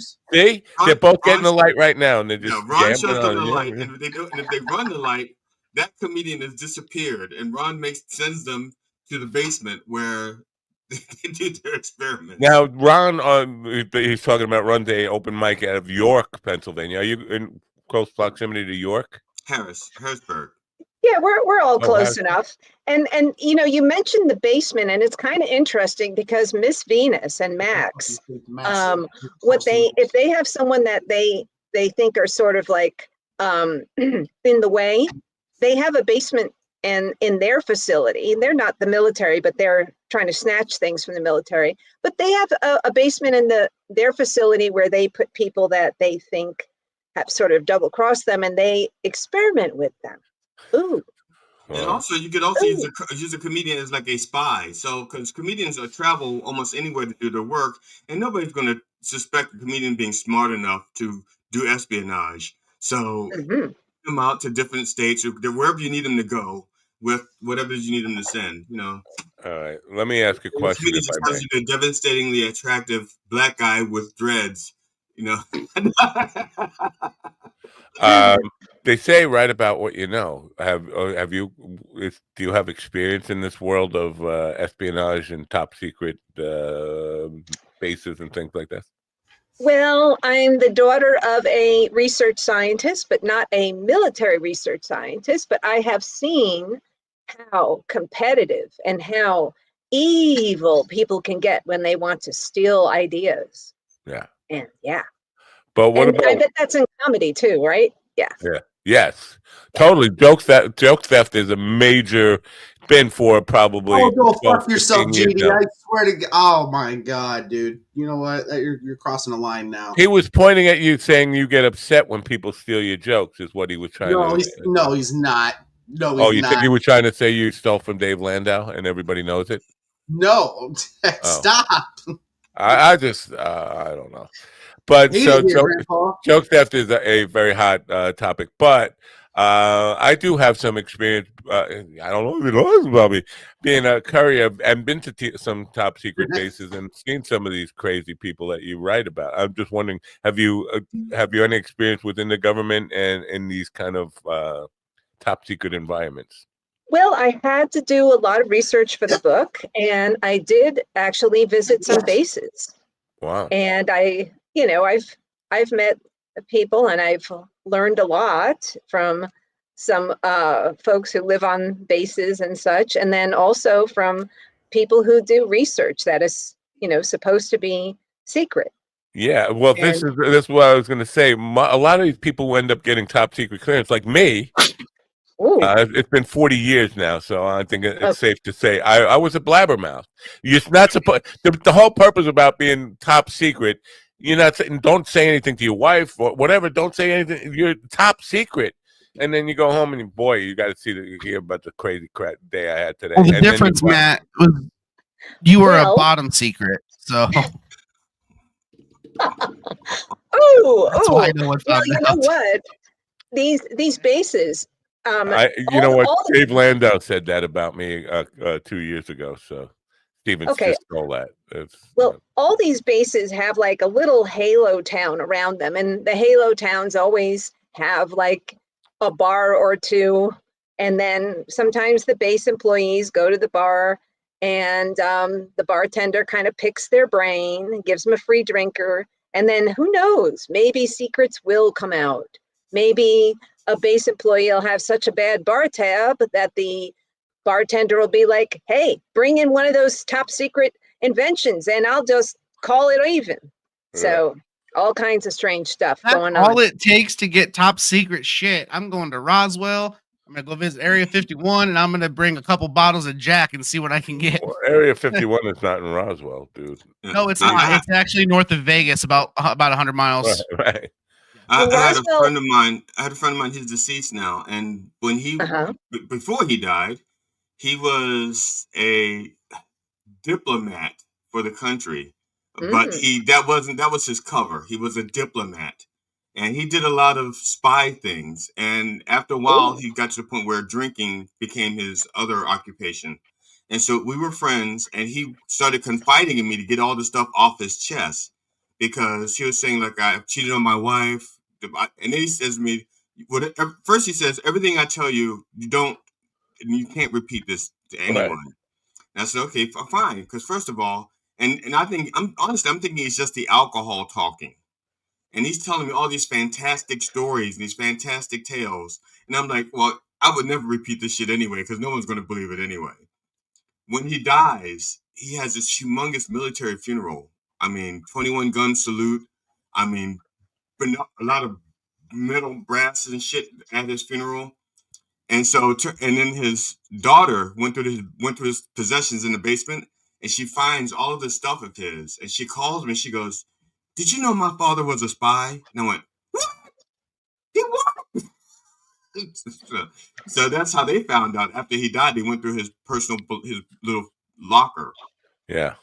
Yeah, and I don't know if you know this, Dante, but GD has authored a book called The Bass, spelled BASS, and he's got a series coming out that he wanted to tell you about, which is why he had to be on the program this morning. Did that guy leave you a better story? Yeah.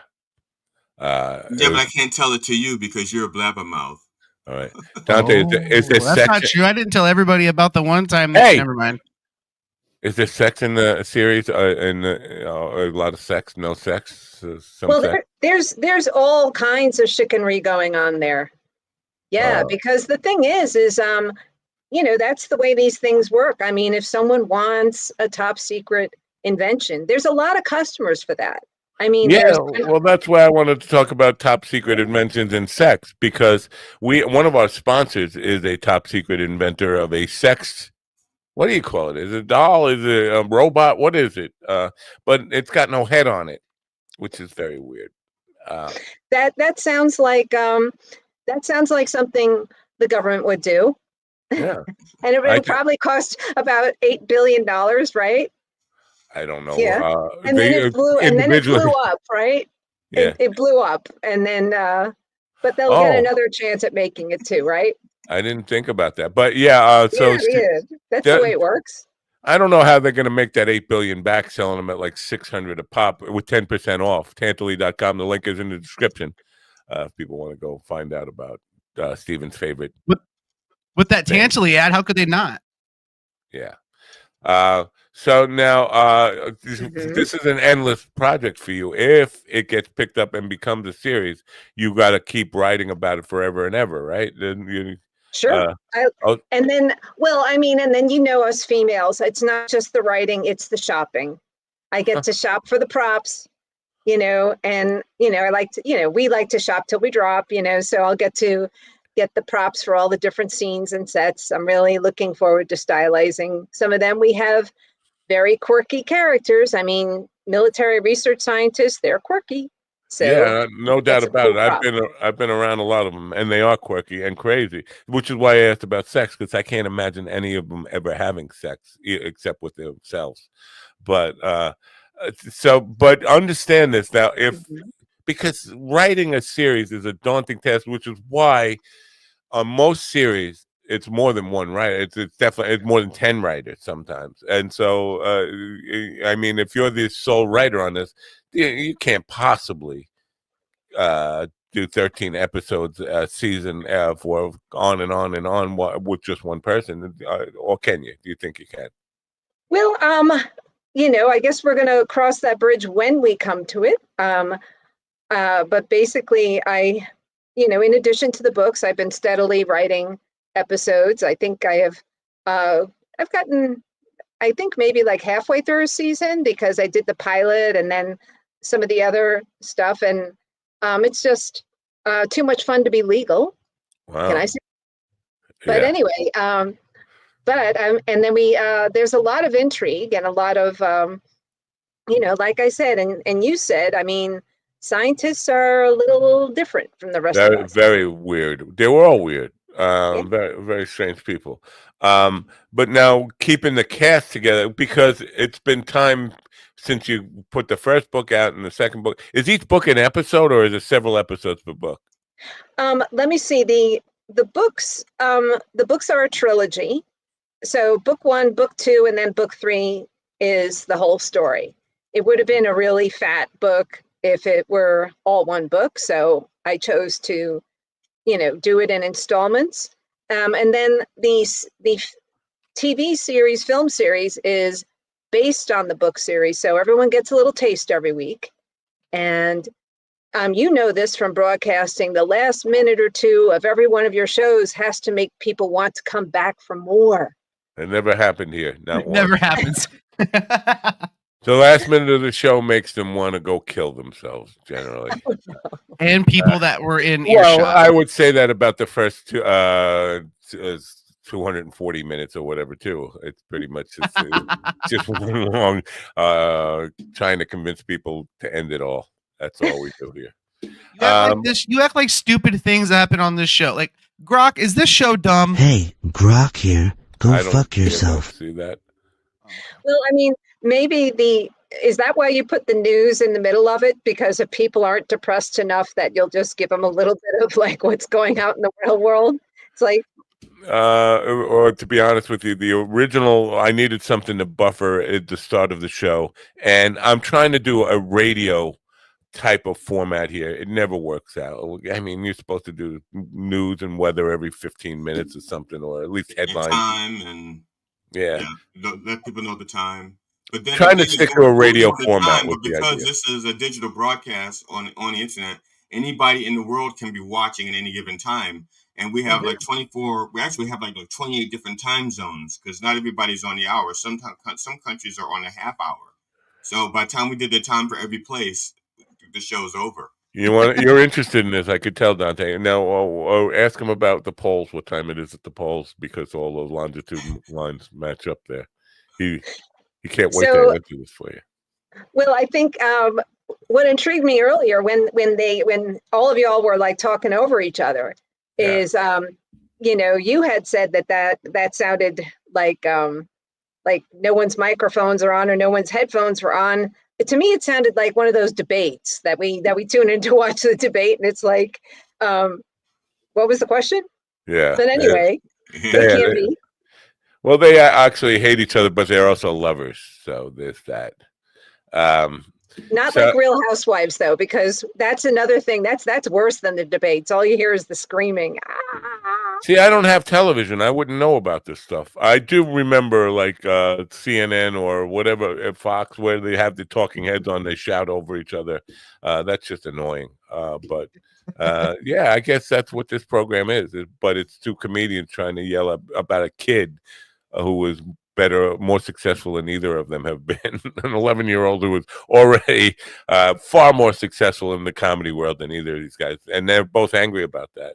And her. Well, I think pretty soon it's going to come out that kid is really like age progressed by like Chat GBT. That the kid is like the kid is really like 38 and making child support payments and stuff like that. That he's not a kid. I mean, he just used AI to look like he was 11 or whatever. They've had one of those on there before, though, actually. His name was Heath something. He looked like he was 10 years old, but he was really like a full-grown man. Yeah. It was weird. Yeah. And I just say this from the comedians I know who are desperately trying to get on that program. They have 5 kids, and they've never paid any child support. It's not that I'm picking out any individual, and I don't have any individual in mind. It's just the pattern that they kind of sorry, Bill, I'm not talking about you. I was gonna say, I'm pretty sure me and Bill both pay child support. So. Yeah, there you go. So fine. So now you're gonna have to. Are you planning on like financing funding this whole film operation yourself, on and on? Because that's. Yeah, I thought you were pitching to a studio. You're not. You're.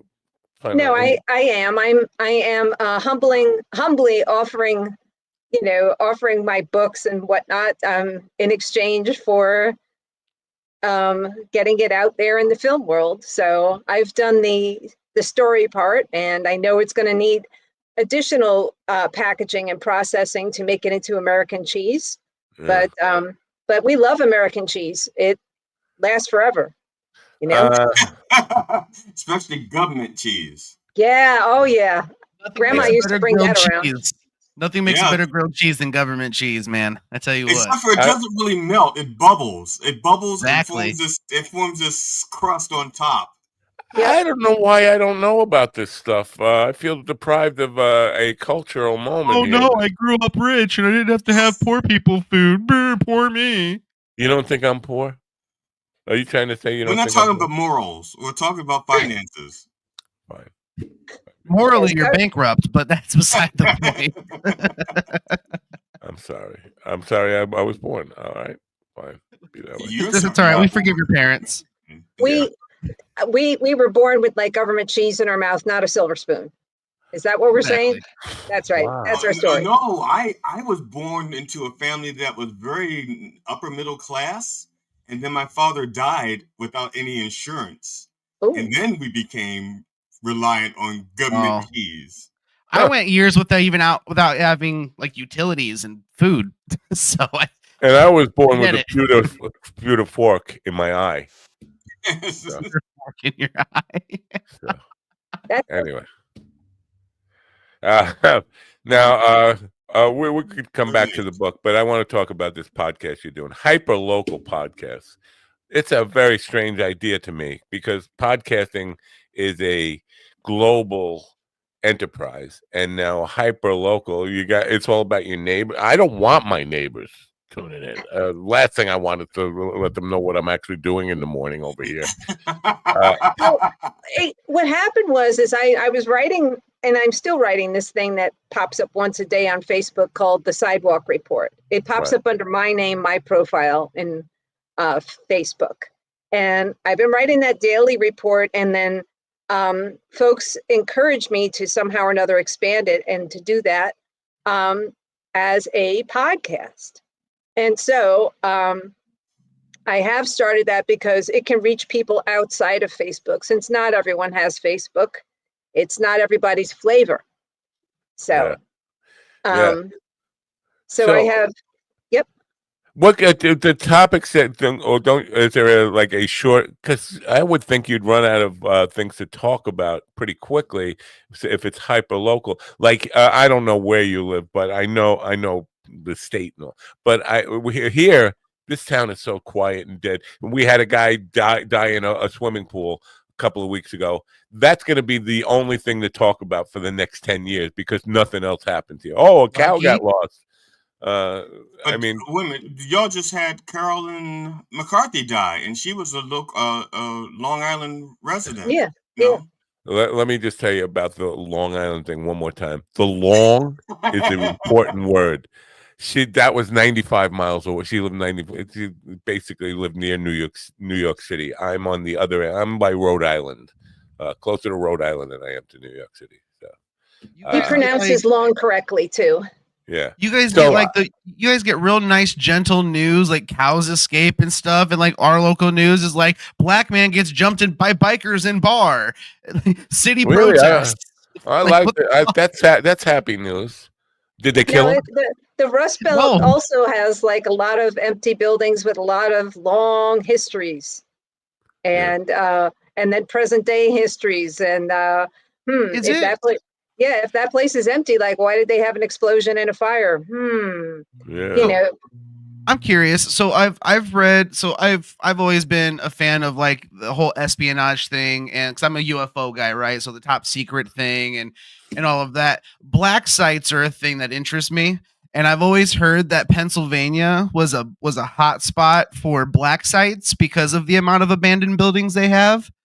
Is that something you explore in your book pretty heavily? Because all of them is full of black sites. I don't know. No, when I say black sites, I don't mean black neighborhoods. I mean sites where they would do like off the books experiments or off the books interrogations of suspects, and where they might torture and kill people because it's off the books and nobody will ever find out. Like black sites, dark sites.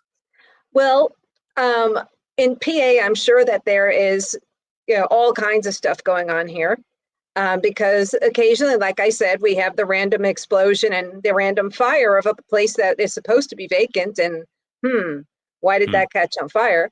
I also lived in South Dakota, and I was out there for a while. And there is, there's loads of places that could be black sites. I remember. There was a trend in home renovation for people to imitate some of these guys on the home renovation channel and go get a barn door and put that in their living room because that's so artistic. But the thing is what they don't know is that when you drive up to what looks like an abandoned farm, there's usually about like 80 squatters in there. Yeah. And it's really not a good idea to go there. Stick to the beaten path, folks. We have an abandoned barn near our house, and the property's not for sale, and nobody's staying in it. It's one of those things probably where top secret base. Also,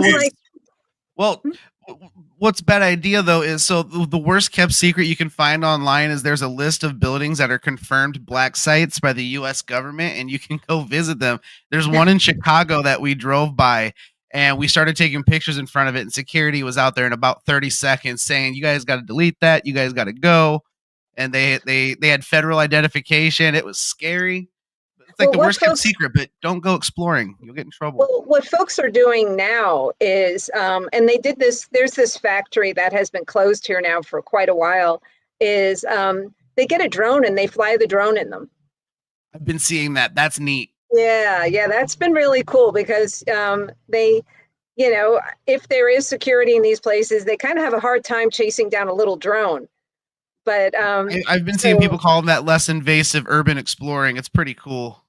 Yeah. So that's going on here now that we have, folks that go out and go hunting, with their drones. And sometimes it's for UFO sightings. And then sometimes people see the drones and promote and, report them as UFOs. Yeah. And so then other people stick their drones on the drones because, oh my God, there's UFOs. And then more people see all those drones and say, oh, there's a drone cluster. And they stick their drone on the drone cluster.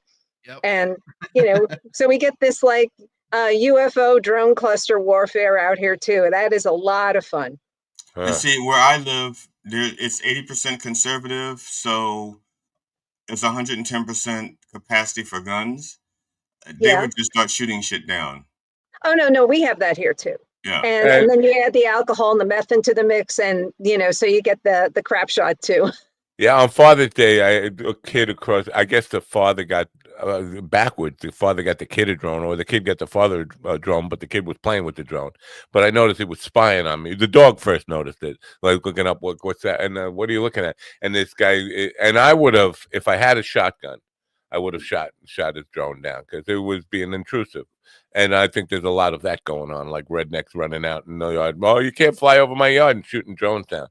Well, when Amazon was, talking about starting their little pilot program for delivering with drones, so many folks out here were looking forward to that. They were going to order something for $5 and then catch the drone because the drone is certainly worth more than $5. See, now that's a series that will sell. You don't even have to pitch it. Also, it's ready. I'm ready to invest. Let's drone wars or something. People just ordering stuff from Amazon and standing outside with a shotgun waiting for the drone to come to shoot it down. That's a great series. Look, Steven's mic's off, but he thinks he's talking.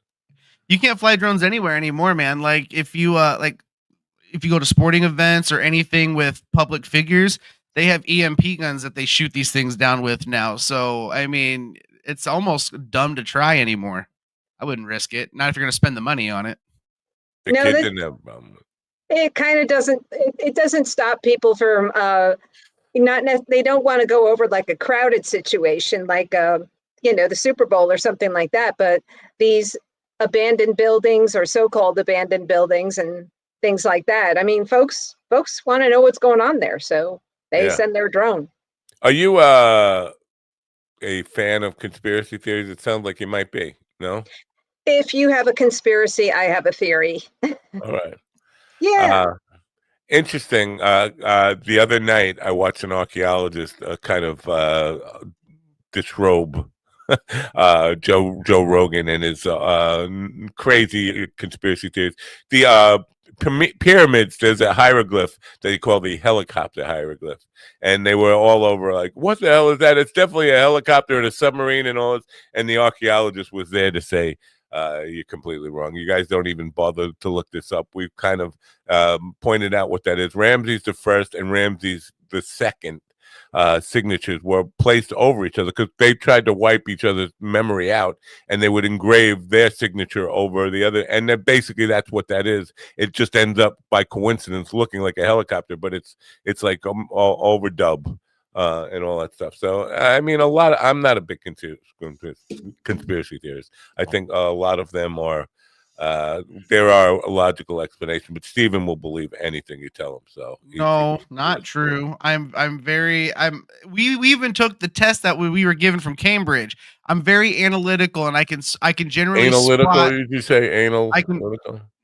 Analytical, and I can generally spot BS for the most part. I don't buy into everything I see, especially nowadays, because fucking audio, video, it can all be artificially created and made to look convincing. So I mean, I don't know if you noticed. I don't know if you noticed about GD, but he's mimicking. He's making fun, mocking you a little bit right now. Oh, is that what he was doing? Oh, I thought he was having a diabetic seizure. Too. No, that looks like this. Oh, okay, cool. Fine. Really. All right. I did hire a drone person. I saw there a couple of drone shots in the trailer. Yeah, and we were challenged with that because I also hired a search party, and for the outdoor scene. And so the search party had we had two canine, like one actual canine worker on the search party, and then another canine actor. And so we didn't know how the dogs would react to the drone, like if the dog was going to try to chase the drone or if the dog was going to be afraid of the drone. And we had to just kind of wait and see how Fidos would respond to the drone. I could tell you how my dog reacted to the drone on Father's Day. Looked up, it said, "What the fuck is that?" That's basically all. One of my cats ran away from my drone. And you have a drone? I did. Let me tell you about the other cat. The other cat hunted it down and killed it. Well, I used to chase cats with my drone through the neighborhood, and then one of them jumped on it and destroyed one of the arms on it. But it was fun. Yeah, my cat did a two cushion jump and a wall bounce and just took it out of the air and just demolished it. I was like flabbergasted. I was thinking because I know how high my cat can jump. My cat can jump like 7 feet. He's dead now. Welcome to Drone Talk, folks. Drone Talk. We're here every morning talking about nothing but drones. Just nothing but drones. All right. Hear us drone on about drones. We're droning on about drones.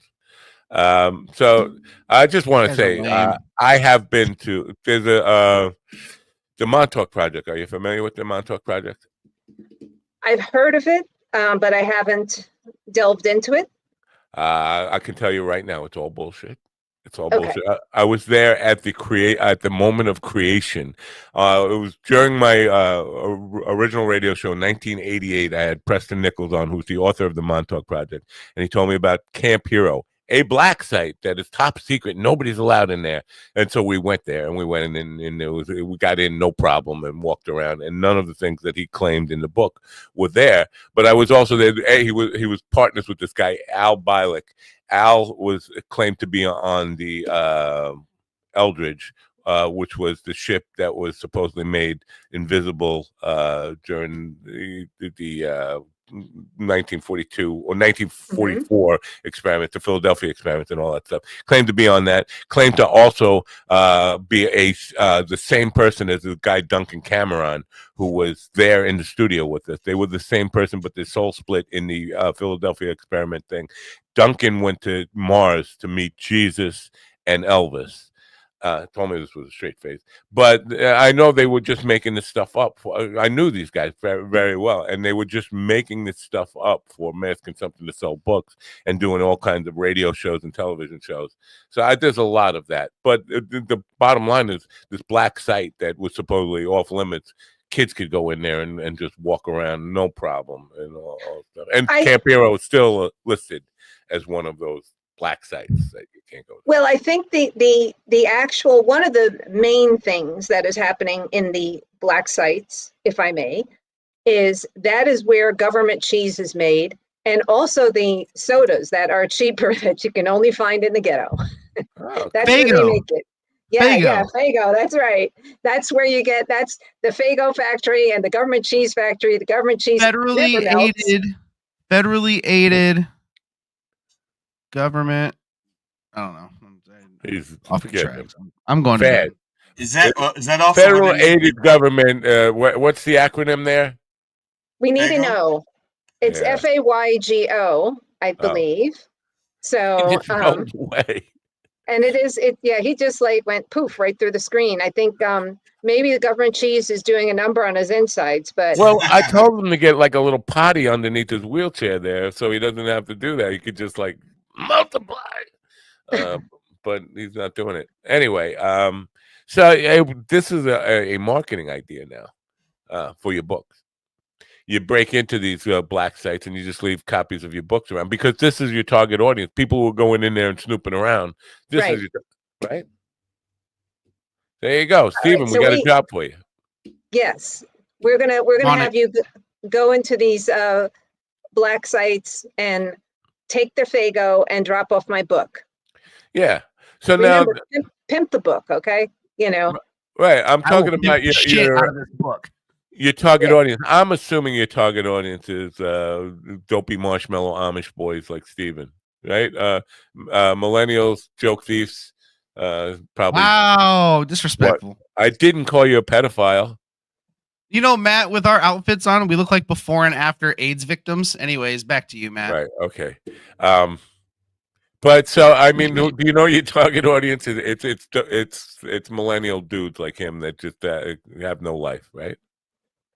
Well, did you say millennium? I mean, he's a millennial. Yeah, he is. Okay, I thought he said millennium. I'm sorry. I did. Yeah. Okay. Melanoma. No enemas, please. Okay. Melanoma is more like it with him. So yeah. Now the two of you. This we should set this up like a sunburn contest. You and Steven go out there because you're very white people. Yes. Yeah, like I was telling them earlier, I have two modes. I have burn victim and see-through, so it's not good. Yeah. Yeah, maybe that's why I'm nocturnal. Yeah. Well, I got it. I'm a ginger, so you just can't tell them the lighting. And what is she? Super red. Yeah. She's not a ginger. I mean, I'm a ginger. Are my eyes deceiving me? I mean, it wouldn't be the first time. We'll see a little bit now, but it's. But SPF 200. Yep, that's me. So do you know? I mean, because it doesn't seem like you fit your own demographic. It seems like this would be mostly a male demographic who's interested in this subject matter. Is it? Ladies like intrigue. So many ladies watch Dateline and Unsolved Mysteries and things like that. And so we like suspense. Ladies like, a little bit of a buildup, a little bit of a mystery. And so this is suspenseful fiction. I don't see guys are sometimes, a little too quick, but, ladies kind of like to be let on a bit and to have a little bit of intrigue and a little bit of ladies like suspense. That's right. And so that's a big ingredient in there. Now the guys get all the explosions and woo-ha that they like too. But like I said, we ladies, sometimes we like to take it a little bit at a slower pace, and then we get that explosion. Ladies always get their explosion. Are we talking about orgasms here? Because that's what it sounded like you were just talking about. I was waiting for Steven to do his sound effect. I mean, where's the explosion, Steven? Come on. Oh, God damn it. You're 100% right. I apologize. I always make sure my ladies get their explosion. Yeah. Now, that's kind of the card I play because they look at me and they're like, does it work? And I'm like, you're gonna have to find out. Suspenseful, but That's right.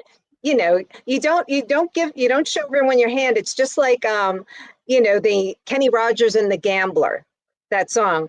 Do we have that, Steven? Is that in your arsenal? And he's there like, he's just talking about like, just kind of like, you got to know when to hold them, got to know when to fold them, But Steven knows when to hold them. Yeah. I know when. I know when to hold them. I know when to fold them, but I've never known when to walk away. Thank you very much. Well, you could make roll away. This is as close as I got to that. Okay, but I always thought you were more of a coward of the county kind of guy. You're looking for a relatively wholesome soundbite, and Ron is the one who creates most of those sound bites, so we're not going to find that in there. Is this the reason why most men are rough? Who said wholesome? I didn't hear that word wholesome. I mean, well, that Kenny was Rogers. I mean, you know. Look, Dante, my arsenal is a lot, but not. Are you familiar with Coward of the County, Kenny Rogers? That's anything but wholesome. That's right. I mean, he managed, and just like Bob Seger managed to make these very palatable songs, and then you read the lyrics. But the Village People, I mean, YMCA gets played everywhere. I mean, even at political events and stuff. And then you read the lyrics, and the guys are saying, you know, you can get yourself clean, you can have a good meal, you can do whatever you feel, or you can hang out with all the boys. I mean, well, what's going on there? That's right up Stephen's alley. That young boys hang out with all the boys. That's what I call schlong. That's why he got fired from the Lutheran school. I don't know if that's public knowledge, but it is now. But yeah, Coward of the County is. I mean, it's beyond all that. Coward of the County. If you don't know, it's basically about a guy whose wife got gang raped by by the bullies in the town, and I don't like children. I like older women. I like women older than me, not children. I was on to gang rape. Yeah. Whoa, that's like Stephen. That's the weirdest. My feelings were hurt. I had to process. Hold on. That's a weird segue. We went from Stephen's children fetish to gang rape. I'm sorry, we're off the air. Yeah, that's not a fetish of mine. All right, we can move on. I feel like I've dug a hole that I can't get out of here now. Just dig through to the other side. China is waiting. I can't feel my legs. I will play the trailer when we say goodbye to you in a few minutes. But now the third book comes out August 1st, right? The third book comes out. The final book comes out August 1st. That is book 3 of the base. Yeah. Now, and then from there, I told you what we're trying to do. Yeah. And so feel free to pimp the book so that way I can hire you for actors. Well, do you know when because I'm going to Ohio to be in a movie in late September. Nice. So if you're shooting, I could just stop by and just like do my part and just like I'll be like Marlon Brando. I'll put a little cotton in my mouth and you.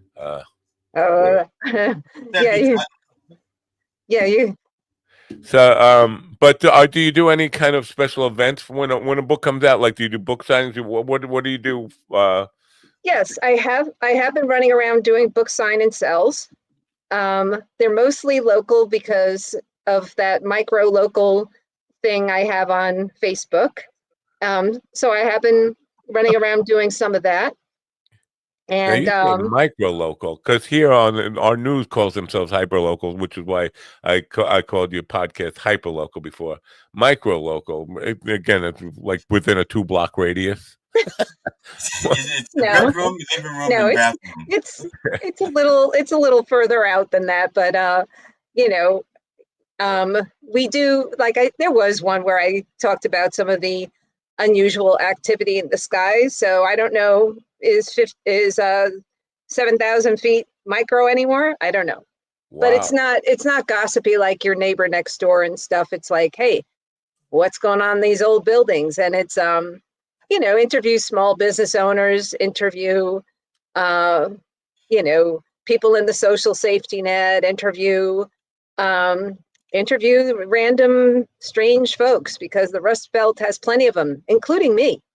You just talked about neighbors seeing things in the sky. Let me see if I can pull this up. Basically, there was a quote that I had, and I can't find it now, but it was about the people. I live in a town called Shoreham, Long Island, New York. And the people of Shoreham were shocked to go out and find that cows in the sky, cows in the sky above some of the houses. Look at Stephen. He's looking. Even Stephen is having. Does that have anything to do with the old power plant that they, No, you never know. It has nothing. The power plant is, the power plant is that way. Tesla's house is right over there. Tesla was testing his his levitation. The Tesla coil was supposedly testing this 1910 or something, and the neighbors went out and saw cows floating in the sky in the neighborhood. Now, were they floating or electromagnetic field, and it made the cows levitate. And then the aliens came and they turned them gay. That sounds like the area code is, if I remember correctly, it's 420. I mean, it sounds like you got some strong stuff going on there in Shoreham. Yeah, and then people are seeing flying cows. I think they were catapulted. I think they were actually shooting a scene from Holy Grail, and this is where they catapult the cows. No, they weren't cats. They were just floating there. They were just floating there. But you talk about black sites. Tesla's lab is over there, and it was shut down. But the thing, people used to go in there. But there are tunnels under there where lots of top secret documents and stuff like that were now they're under like a gas station or something. They did a excavation of these tunnels, and we're finding reading the crazy places and storage of documents and all that kind of stuff. Tesla was, when he died, the FBI raided everything. They took all of his documents. They took everything. He was clearly on all the documents. No, not all of them, but he was on to some really crazy, way ahead of his time stuff that would have revolutionized this planet and probably would have put us into the future everyone predicted, with flying cars and everyone being healthy and universal free power and all that. But I don't know. He didn't really like people. No, he didn't. He wanted to help the planet. I personally believe that Tesla was not human. Not completely. Can Dante do a 360 turn asking for Steven? No, he's not asking for me. No, he's not. But no, I think Tesla was not fully human, because he say that he would lay in bed and he would do these thought experiments and this information would come to his head, very similar to how Einstein did. And I feel like he was getting information from elsewhere. I told you he'll believe anything. I feel like because he had the ability to create and build things that were so much ahead of his time that it got the attention of the people that thought that this was some sort of how much did the tooth fairy leave you? How much did the tooth fairy leave you last time you lost a tooth? 2 weeks ago. $2. Wow. And that was what. But then I found out it was my cheap ass fucking mom. Well, $2 is not so cheap. Listen, I used to get a nickel. So yeah, but back when you were a kid, a nickel could buy you a house. That's true. So. All right. So bottom line here, the book comes out August 1st. You can go to DanteTerres.com. Link is in the description. And order they can pre-order the book now? Yes, you can pre-order it. You can buy the first 2 books. You can pimp the book, and you can also watch the video clips that are on there. We're gonna play the video clip in just a moment here. Now, do I need to read book 1 and 2 for book 3 to make sense to me? Well, you'll have a little bit more background on the characters if you do. Okay. That is that. Before we get to the video, does your hair do that naturally? Yes, it does. Yeah, it falls out. Yeah, it did naturally. It's actually a little worse than this, and because it's so hot and humid, I have tons of conditioner and stuff to weigh it down, so I don't look like Krusty the Clown. Now you say worse because some women would pay big money for that. You say worse, like we're assuming that's a better. The curliness that's a sought after thing. No. Well, the curliness is sought after. The Krusty the Clown thing before pounds of conditioner is not especially. I only know Bozo. I quit clowns after Bozo, or Ronald McDonald maybe. Okay. I don't know. You were a John Gates fan? I don't know. John Wayne Gacy? Krusty? Yeah, John Wayne Gacy. Oh. Yeah. No, I don't know. Get your serial killer straight, bruh. Yeah. He was morphing serial killers. He was like taking 2 for the price of 1 and putting them together. You know what? He was, not only was he a psycho, but he was efficient. If you can be anything, be efficient. See, now, I don't know if you know this about me, but I do paint parties where I host painting parties. I've seen that. One of the things that I say quite often is that painting keeps me balanced and keeps me from going totally insane. And then the other day, a bunch of 7 and 8-year-olds started bringing up, well, what about Hitler? What about John Wayne Gacy? And I was like, wow, they picked up every creep whoever painted. And my only comeback was, Imagine how crazy they would have been if they weren't painting. There you go. That's it. Yes, indeed. Yeah. So listen, it's been a pleasure to have. Now the podcast. So the name of the podcast is Sidewalk Report. How long? When does it come out? It's that is on YouTube. The first batch is on there, and we're recording another batch this coming Monday. And that they're themes. They're on themes. So the first batch was on like the children of Lawrence County. And so I had representatives of 4 agencies that help the children of Lawrence County. The next batch is going to be the first responders. And I have a confirmed canine to be on the show and his handler. And we'll get to hear all about that. And then we have the fire department has confirmed. So it's being filmed by children in an after-school program that are supervised, and so they're getting the skill of podcasting. Very cool. So you can tell them about how it's a skill. Can you? Because I'm very mad at the people of Pennsylvania. I don't know if you have any power over them, but I would like to bitch slap every last one of them, including you, for John Fetterman. Or why did you let this guy become senator? You know, is this guy? Are you happy with him as your senator? You know, I'll tell you what, I think a lot of times it's not necessarily who's running, but sometimes it's their opponent. Right. So you voted against Oz. I get that. And that's why these things happen. And so sometimes that is, you know, that's why we have what we have.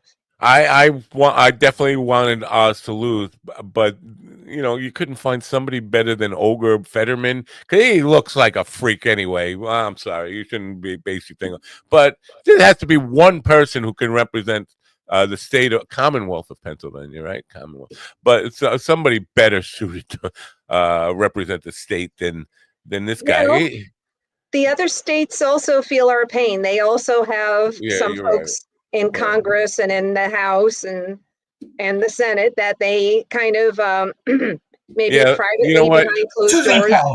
I just saying, I understand. You can bitch slap me right back because we got Chuck Schumer. Go ahead. Yeah, you fucking idiot. I'm just kidding. You know, it depends. And then the opponent, it also depends on, you know, who's got the most money, because whoever has the most money is going to make a lot of negative campaign ads about the other person. And that seems to be the golden ticket. I mean, once someone sees a negative campaign ad, they're on board to vote against somebody. You know, I was thinking about this because yesterday, hold on one second, and then maybe you want to go first because you want to go first. I was just saying, in 90% of the elections, the person with the most money wins. In 90%. Matt? Yeah, well, that plays into exactly what I want to talk about because yesterday, Musk came out and said that if this big ugly bill passes, he's going to spend everything he needs to spend to get all those Republicans who vote for it primaried, or he said if it's the last thing I would do. So basically saying American elections are for sale and I got the most money and I have enough money to buy all these elections. It was just like, that's the most outrageous statement I ever heard, saying I'm going to buy off. If you do what I say, I have more power than anybody in the country. I can buy every Senate seat if I want. That's he's playing the odds, because I think technically he can only buy 90%. Which, if history is true, if the pattern is true to history, 90% of those people would lose. He could buy 90% of the elections, because we just saw recently that the judgeship in Wisconsin was, I think it was Minnesota. I think it was Wisconsin, or Minnesota. No, not Minnesota. But anyway, he tried to buy that judgeship for the Republican, and it did not go well. Well, he, with all due respect to Mr. Musk, he has managed to buy 5 surrogates by now. So even parenthood is for sale. Yeah. It's been for sale for a while, but that's been that's. So yeah, but everything's for sale, I guess. To the theme about top secret and stuff, he's not even making an effort to kind of do this covertly now. He's like, right out, I'm going to buy the election, which is a whole different level of scary. It's like saying, I realize that I'm not even a naturalized citizen. He might even be an illegal citizen or whatever, an illegal immigrant.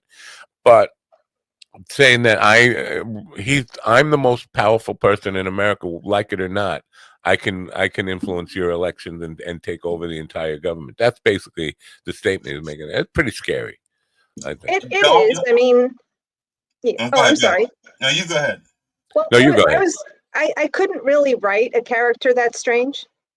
I mean, and I was born in the South, and the church leaders were enormous, and they still are enormously powerful when it comes to elections and stuff. They really want to drive home their message, and I just could not understand how he managed to pass their muster. I mean, here's an unmarried father with he's baby daddy to like 5 women, and he's got, I think, 14 kids now. And he admits to doing ketamine and other stuff like that. And with that record, he should be following Kill Tony around. I'm sorry. I'm sorry. Yeah, I mean, he kind of seemed like he should be a stand-up no, just kidding. I mean, like this guy is running our country now. Like, that's a little strange, Yeah. Come to think of it, he did do Kill Tony. He actually did do Kill Tony last time. No comedian would ever make that much money. Yeah. It seems like it is unjust. Yeah. I think that comedians and book authors should definitely be pimped more, and that we should have, Tesla kind of money, we should have that kind of money, but it's unjust, totally unjust. I would never know what to do with all that money. I mean, I would try to do some good with it, but then after a while, I'd probably be so high I forgot what I was doing with it. I don't know, but I feel like Democrats are really in a weird place right now because but I'm in opposition to Trump, and I spent a lot of time calling Musk a Nazi. Now that he's turning on Trump, it's really awkward to say, well, yeah, I agree with him. Well, you can't. Are you saying you're gonna accept a Nazi because he's saying things that you like now? I don't want to be that guy who says, yeah, you know what? I was calling him a Nazi. He is a Nazi, but now he's a nice Nazi. Well, here's something someone said to me yesterday. We are about a year and a half from the midterms. Yeah. And does anyone see the opposition strong and with some really strong and viable leaders? Yeah, but this is the thing now. If this bill passes, I'm not sure most people even know this. If this bill does pass, Trump has the president has the right to cancel elections at will. I don't know how that will work though, because those elections are run by the states. Right. Not by the federal government, so I don't understand how they will. I'm thinking he'd be able to cancel the presidential election, the federal election, but not state and local. Well, the midterms are federal elections, but they're still run by the states.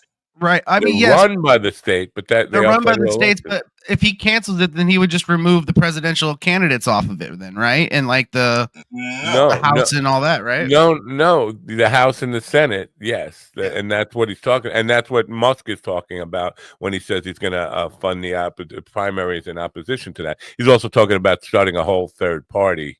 So it's all, but the odd place that people find themselves now. Because I agree with Musk that the Democratic Party is very ineffective and impotent in dealing with Trump and all that stuff.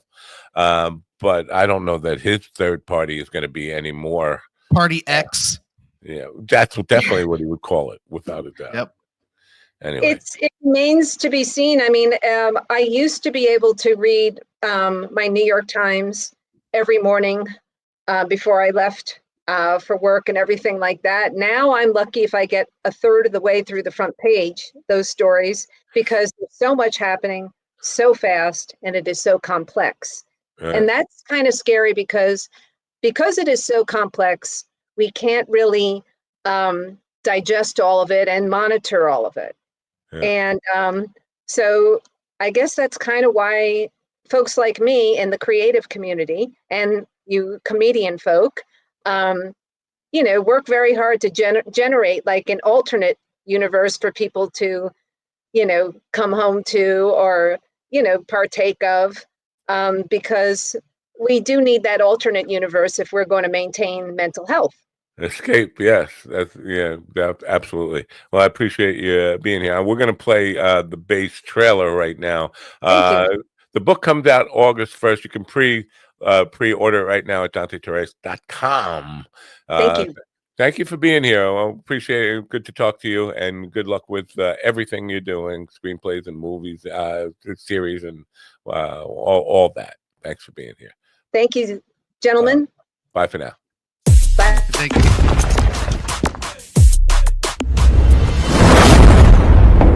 Hey, I'm here to pick up my order.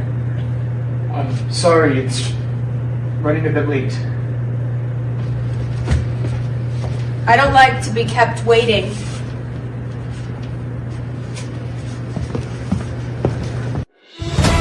I don't like to be kept waiting. He walks right out on him. Like, oh, screw you, bitch. I'm going anyway.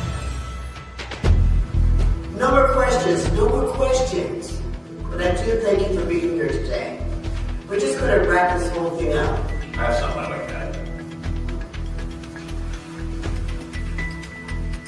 We are not going to give up. We're live with the search party, and the search is on, Diane. What are your thoughts? Well, I see they have the canine patrol out too. So there's helicopters coming in now, Diane. Meanwhile, in a top secret military lab. Okay. Microfilaments and brain sensory implants have all been extracted. We need to do another draft. More skin. That guy. Compensate for Not that guy, the other guy. Yes, we can do it. We're almost there. Then the invention will be perfect and complete. We will not give up. All right. It's beautiful. You may have been broken. We all have, sure. But you don't have to stay broken. You may have fallen down, but in this gym, we don't stay down.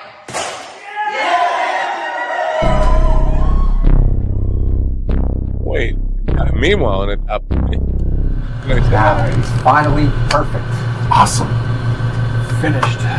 Until our next assignment.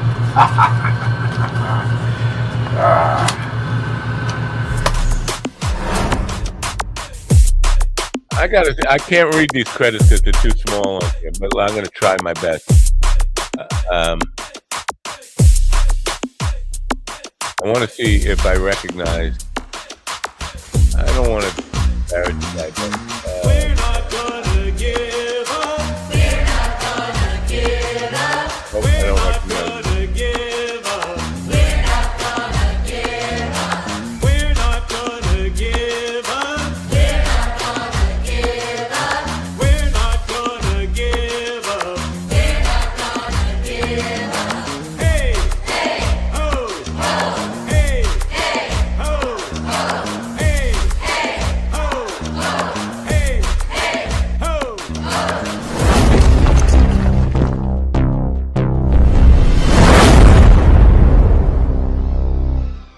Wow, where is he? Oh, now that one guy, I want to say, I don't want to disparage the guy, but let's just say the guy who was built kind of like Steven without the chair, the scientist guy. Is that disparaging?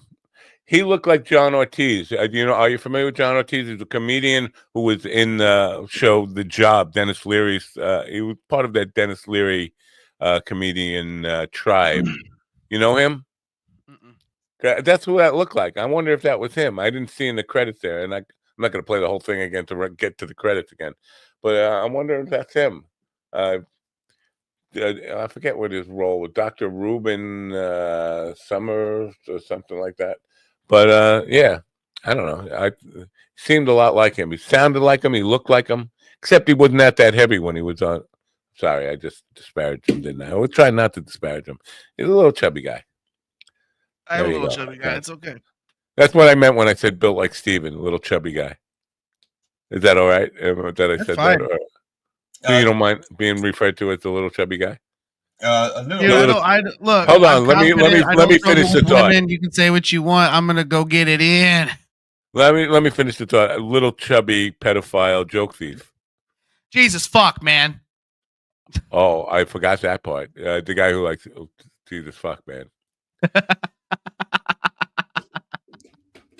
So tomorrow, from never fantasize about his handholes like that. From fat to fabulous or something, right? That's what we got on. Can you guys get? Now we've noticed GD will probably eat himself into a diabetic coma if we do this. But you can fake it, like just get some healthy food, but put it in like a Twix wrapper or something, right? And we should just eat in front of her the whole time because. Where would I get a Twix wrapper? Fucking buy a Twix and give it to your wife. Like what Steven does, he basically gives them it's like kitty bait. Okay. Just for the record, because we discussed this, I think yesterday. Oh, we're making a record? Yeah. I think we discussed this yesterday. What the fuck's a record? In Bakersfield, down the street from Ann's house, there was an explosion. 4 explosions. 4th and A in Bakersfield, California. Turns out the 4 explosions, there was a guy working on his car in the garage, and I think he caused a spark which went over and hit a whole boatload of fireworks he had stored in the garage for 4th of July. That video, yeah. Wow. So 4th of July has been canceled at his house. Yeah, that video's crazy. That garage goes quick. Somebody I know, not my wife. Is that a fair enough disclaimer? Not my wife.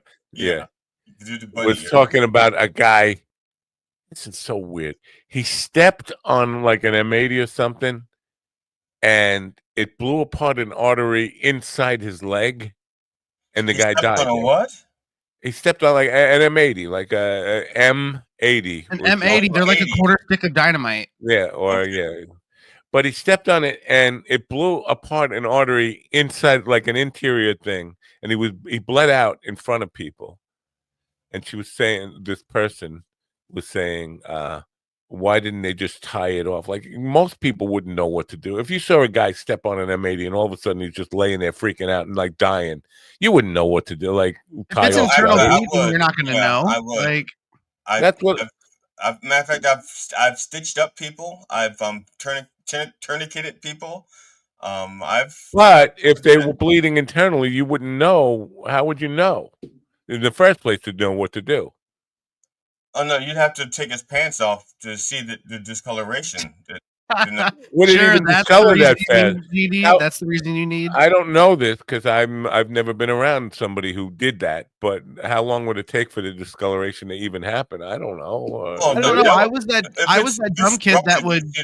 You see the swelling almost immediately. I mean, yeah. I was that dumb kid that stood on fireworks. You have to take his pants off to see that. And I'm not the kind of guy. I mean, I have done a lot of first. Yeah, right. So the guy's laying there on the floor. Let's take his pants off. What are you, a creep? Right. Yes. Hey. Give me a Don't just jump to take it off my pants. At least talk to me first. What's your name? Say hi. I'm so and so. Can I take off your pants? Yeah. I mean, I don't know why they didn't call an ambulance.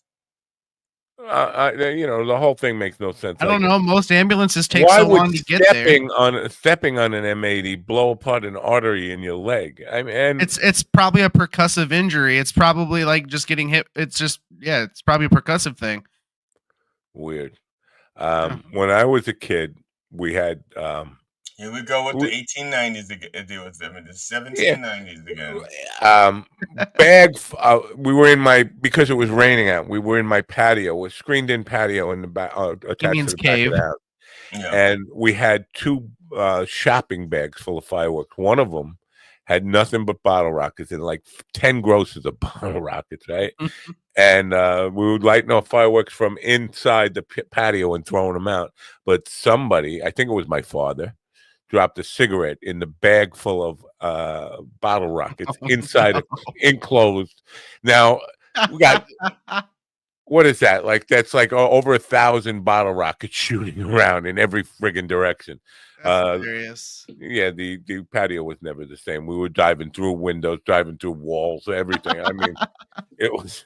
Those don't really hurt that bad when they hit you, though. So you should have just fucking sucked it up and saved the patio. But when there's 1,000 of them in a small room shooting all over the place, you just want to get the hell out of there. As somebody who's been front row at when a fireworks show goes awry, in fact, it was at my buddy's brother-in-law's house when the fireworks decided to start shooting at the crowd, and I couldn't run, so I just had people hiding behind me, and it's not that bad.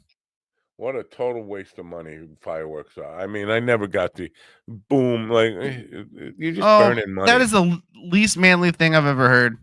Fireworks are incredible. That is the least manly thing you've heard. I think. No, I mean, in the last, 10 minutes. I think from that little kid saying, please don't lube me up. Okay, that's not a thing. But fireworks, though, man, come on. There's nothing better than just a real good, hearty boom.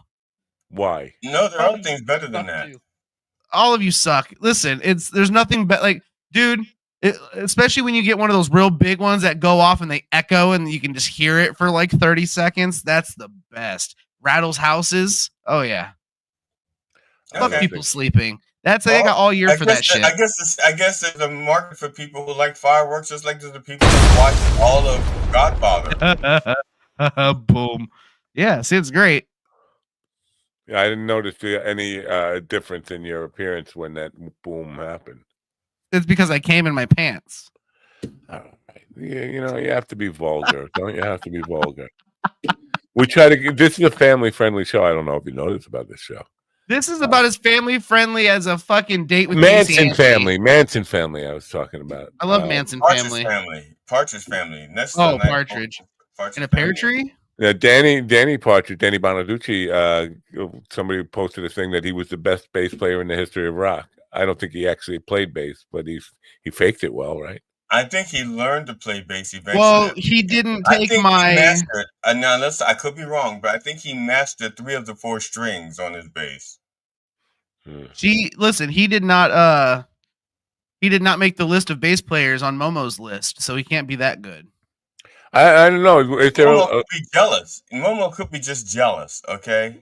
What was the list? Well, I thought it was the 10 best pick basers. I'm pretty sure. I also saw one he did too, just talking about. He's done a few list videos of bass players. I gotta check them out. I wonder who makes his top 10 bassists according to Momo. I think that's what it may not. I think that was his video. I'm gonna go double check, but yeah, I'm pretty sure it was his video. Well, if Larry Graham is not 1 through 5, and I'm not saying that he technically isn't all 5. You're saying he should be all 5, 1 through 5, because of the influence that he's had on all these other bass players. Yeah, but you can't take up 2 slots. Oh yeah, He's got legendary studio pick bass players, hybrid bass players, 10 iconic bass lines, underrated pick bassists, 10 legendary bass. Let's see, pick versus fingers. He's got I didn't hear just regular top 10 bassists. I don't see a regular top 10 bassist, so it probably wasn't his list. But to be fair, I've also never heard him talk about him. So fuck Danny Bonaducci. Yeah, Danny Bonaducci wasn't a real bass player. Sounds like jealousy. I think. Why would I be jealous of some washed up 70s or 80s actor? Because he's an 11-year-old kid and he's got on Kill Tony. It wasn't your list. I'm talking about Momo. It sounds like Momo is jealous. You keep Momo's name out of your mouth. What makes it sound like Momo is jealous about any of this stuff? The fact that he left Danny Bonaducci off the list. That just sounds like professional jealousy. Danny Bonaducci wasn't really a bass player. He was an actor playing a bass player. He wasn't Davy Jones playing the tambourine. I don't think Davy Jones was a real tambourinist. Ooh. Shots fired. Fuck you, GD. Yeah, I know. That's what that was. That's exactly what that was. 100%. Yeah. No, of course I'm saying all that stuff I just said it was tongue in cheek about Bonaducci, but a friend of mine who was my bass player. I won't mention Phil by name, but Phil the bass player. Yeah, I won't mention him by name. I don't know. I never heard of Phil the bass player. He's Phil the bass. Why would you want to Phil the bass player? That's gross. Well, he has he's got a Grammy. He's No, he's I have a gram. Almost, she's dead. You filled him up with a gram of what? I had a Grammy. He was very good at what he did. Okay, and we used to hang out, and we were talking about our album collections, and he had confessed to me that in his I know what it was. His albums, just like we used to alphabetize our albums so that we could find, that's how it was. And I went to put something away, and I put it in the wrong spot because he alphabetized that album not necessarily where it would have gone in my collection, but went someplace different. And in doing so, I put it away next to his Partridge Family album, and he was embarrassed that he had this really great bass player had a Partridge Family album in his collection. That was like his guilty pleasure. Well, I will tell you what, you played some Partridge Family music in a cover band. Yeah, at least here on Long Island, you'll get people who really respond to I Think I Love You and Come On World, there's a song that was singing, Come On, Get Happy. Yeah. That's a copyright strike for us right there. Fuck. No, for the dumbest reason. We didn't do it in the right key, though. We can't get a copyright strike, right? No, it doesn't matter with copyright, but that's the worst possible reason to ever get a copyright. Stephen, I just want to point something out to you. You see what GD just did there? He started telling a story and didn't even know why he was telling the story. And in the middle of it, he said, "Oh, I know what it is. I know why I'm telling this." That's not a good behavior to model. Because he just say, I was just talking, hoping that a reason will dawn on him for why he's talking. No, I knew why I was saying the thing I said. I know what it is. I knew where I wanted to get to. I just didn't know exactly how I wanted to tell it without embarrassing my friend Phil, whose name I'm not supposed to say. Phil, the bass player. Right. I didn't want to because he's a professional and he still has students that he teaches. And so I didn't want to embarrass him in the event that they're listening.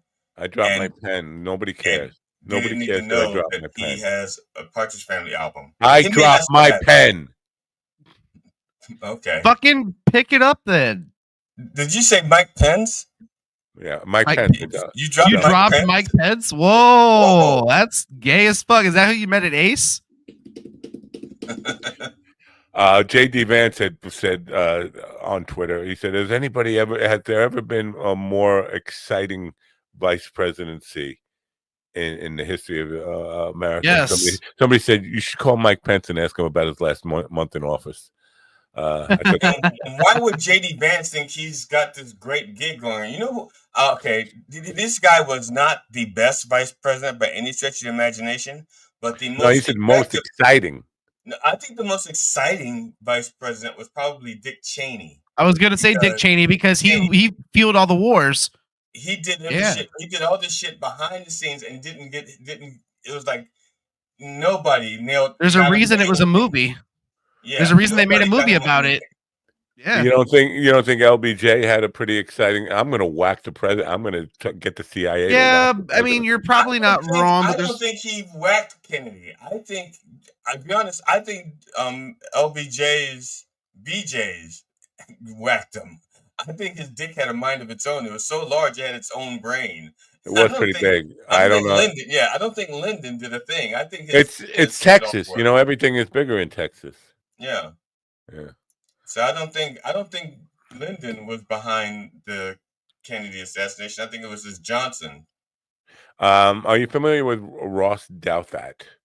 Yeah, he was the bass player for Guns N' Roses. No, he was not. Guitarist for Guns N' Roses. Yeah, his other name is Slash. Ross Douthat. We just call it Slash. When you change your name to Slash.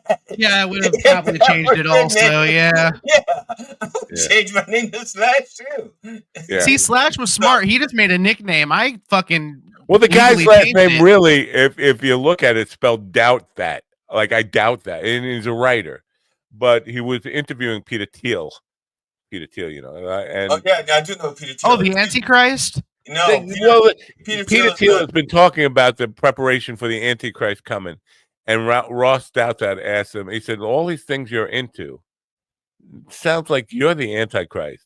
And he got squirmy. Yeah, Peter Thiel's answer to that was, no. yeah. That's exactly what the Antichrist would say. Isn't the correct answer? No. What are you fucking talking? I mean, dude, if the Antichrist's name is Peter Thiel, I'm gonna be really upset. That's such a pussy ass name. It's spelled Thiel, if that helps at all.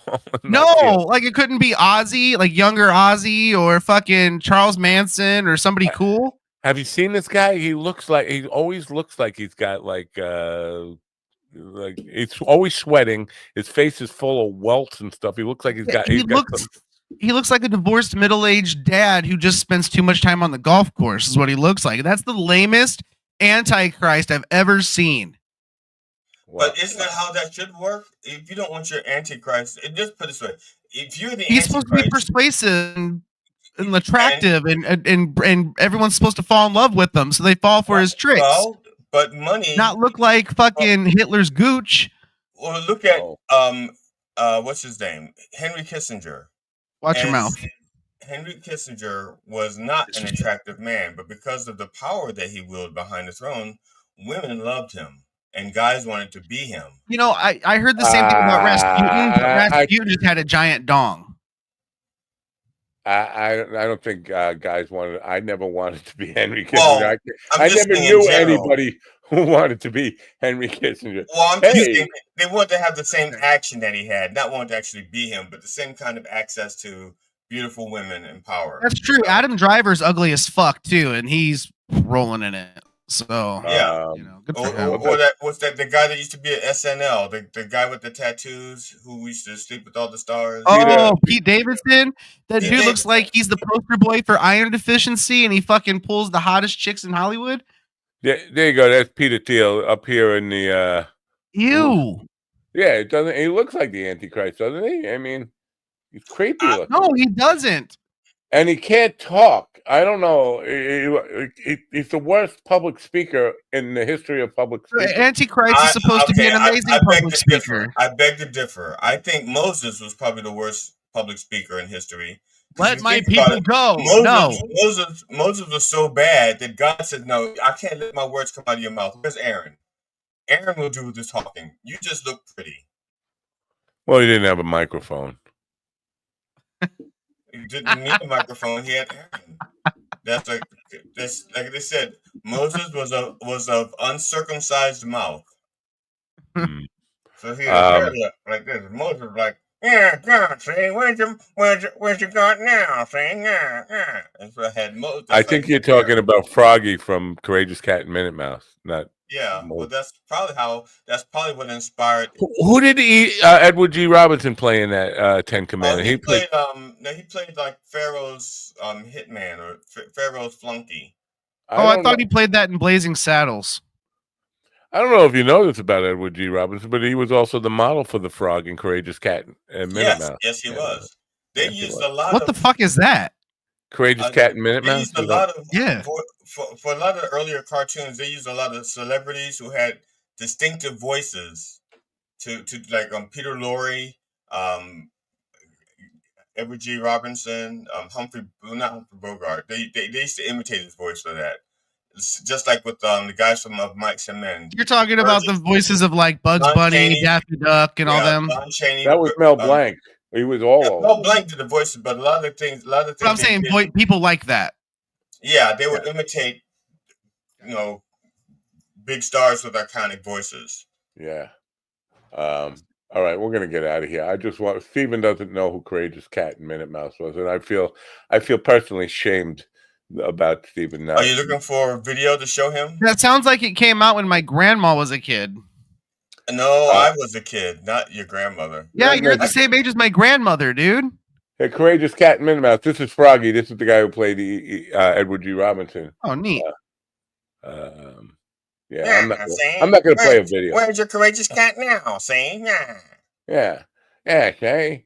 I'm going to give you a whoopie pie. See? Jake just messaged me. Am I getting excited for the big? Now this is at the end of September. Today's July 1st.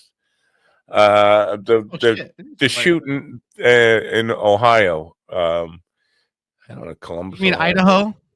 No, Ohio. We're shooting a movie in Ohio.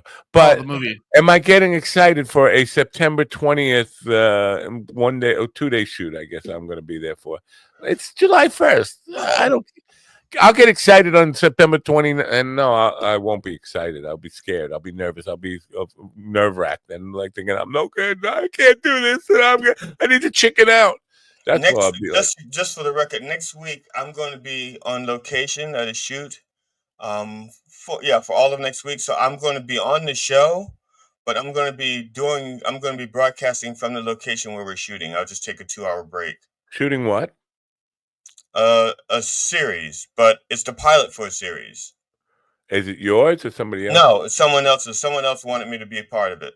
Was it Phil the bass player?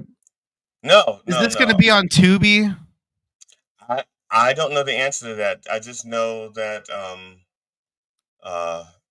You're being very secretive about it. This is because I don't know if I have permission to discuss. It's not my script. We've all got secret projects we're working on. It's fine. We don't. We need permission on this program. This is news to me. I did not know that because I didn't say we need permission. I said I don't know if I have permission, and therefore I'm not. It's not a we thing. It's an I thing. Oh, well, I thought it was about the permission to speak. Permission to speak, sir.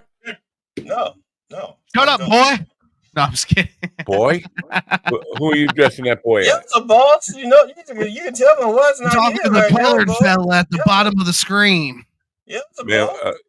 I'm sorry. I apologize to Dante for this terrible program that we've had her on today. I know what I did was disrespectful. Let me put my dunce hat on. Where the white women at? Where the white women at? You know what? It looks like it fits you well.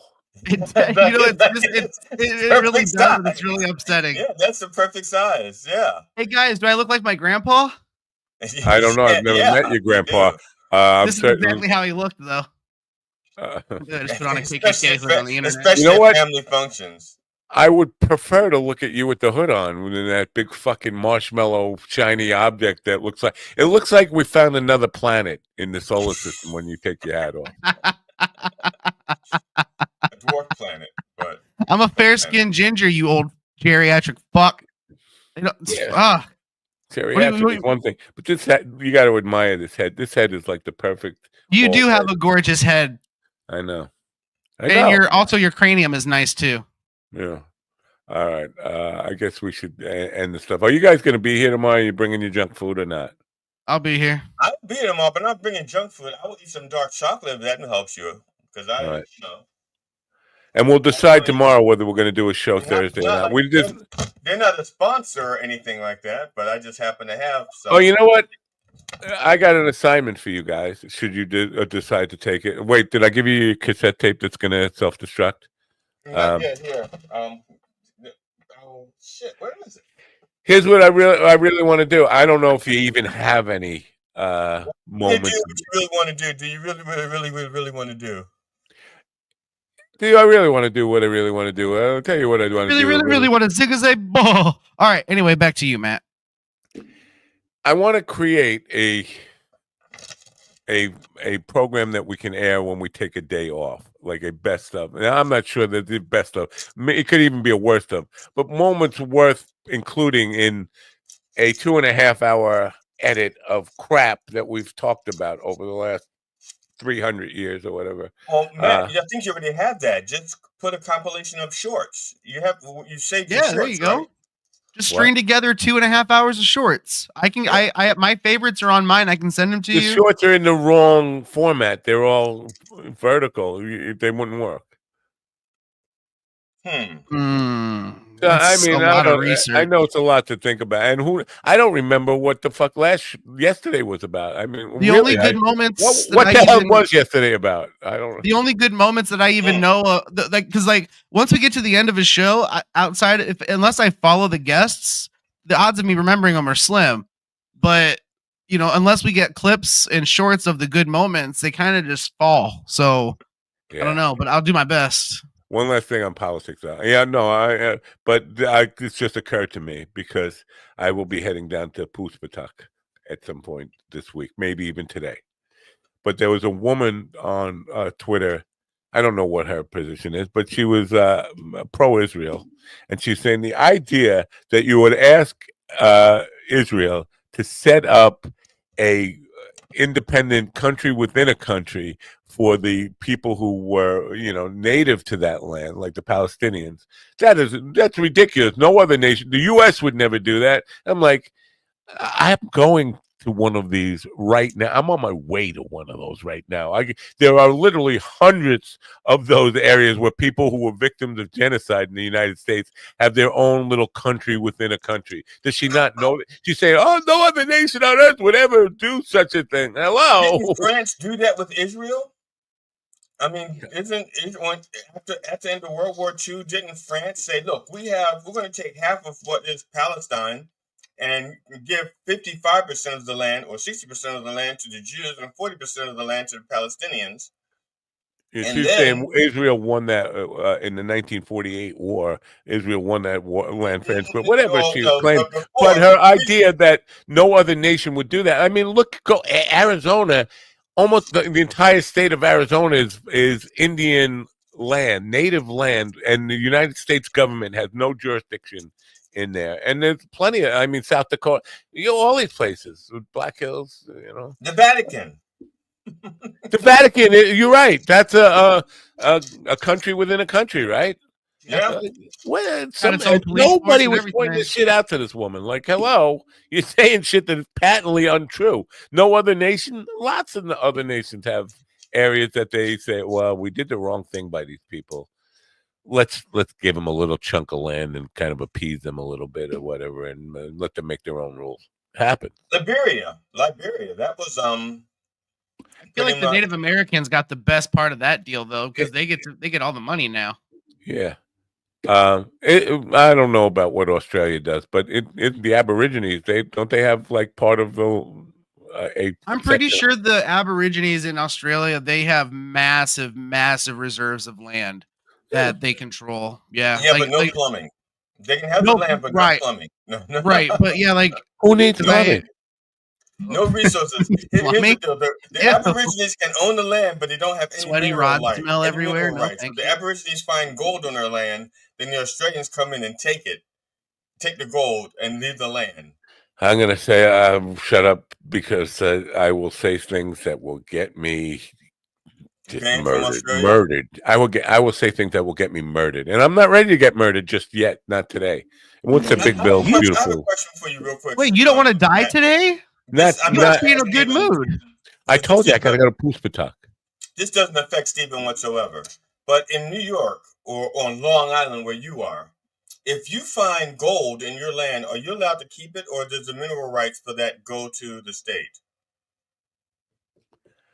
I would not know. No clue. I haven't been panning for gold since 1890. Some states are like that. If you have a private property and you find a house, but let's say you dug down, let's say you're putting in a pool and you found, you found a meteorite in the ground, and it's like, oh shit, this is my meteorite, and the government comes in like, no, this is our meteorite, and that's our iron and our gold in that meteor.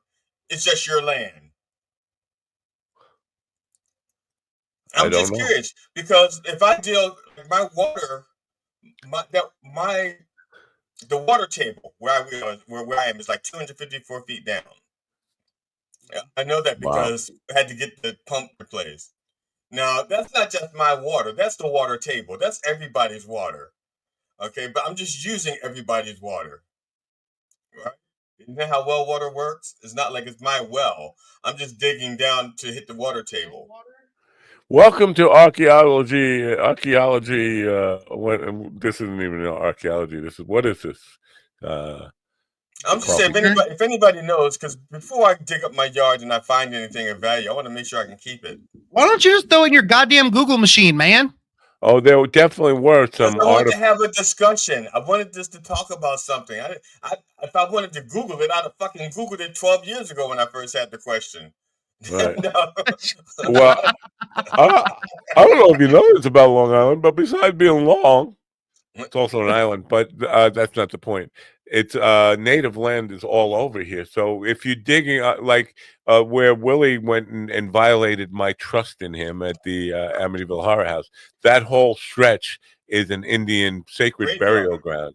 Right. And so, I mean, but they're all over here. So there is issues with that, people digging in the wrong place and digging up artifacts and stuff like that. I mean, sometimes that happens, man, but not gold. I don't think you're going to That's why I wouldn't dig around where I'm at, because we're pretty thick with the Native American lands in Indiana, and I'm not willing. Where you are, you start digging, you'll find old black bodies that y'all buried. Whoa, yes, under the black bodies, you'll find the Native Americans that we stole the land from. Those old black bodies that you buried deep. Those old black bodies that you just can't keep. Oh my God, dude. That's holy fuck. That's racist as shit. No, it's a song. That doesn't make it right. It's better than the original. A whole list of songs too, but you don't hear me listening to that. That's terrible. I do hear you listening to. You're not. Steven is a kitty diddler. No, I'm not. What do you mean? Damn it. That's a song. It's just a song. No, it's not a song. Yeah, okay. I think we'll just wrap this up. I think we should. I apologize to Dante. You don't think 20 minutes over is enough? Yeah, well, I hope the book sale. I hope we make a dent in the book sales. You're the prime target for this book, Stephen. Are you going to get the book? Get the book. You got to buy the book. Out, but I do want to promise from Dante, since she's still in the back watching, that if this makes it to the screen, I would like a small part.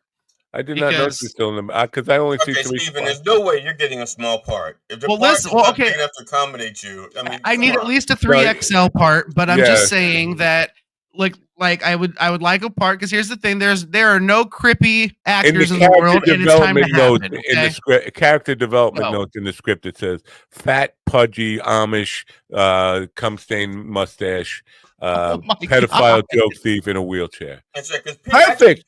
Peter Dinklage is getting all the small parts right now because he's really popular. So, but I love Peter Dinklage. I think he's he's the reason why I actually started watching Game of Thrones. I think you should leave that hat on just like that when you go out in the sun, so we get this little. No, that's part of what I'm trying to get rid of. That's what I have. Look. No, I don't see anything. I just one big white marshmallow to me. That is that. It looks like we discovered a new planet farther out than Pluto, but it's huge. It's gigantic. All right, I want to tell people. What do I want to tell people? I forget what I want to tell people to turn on your radio. You want to tell people? Welcome to Minucci's.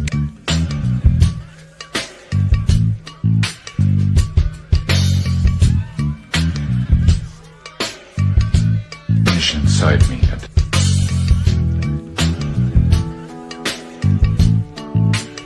I'm coming! Are you high right now?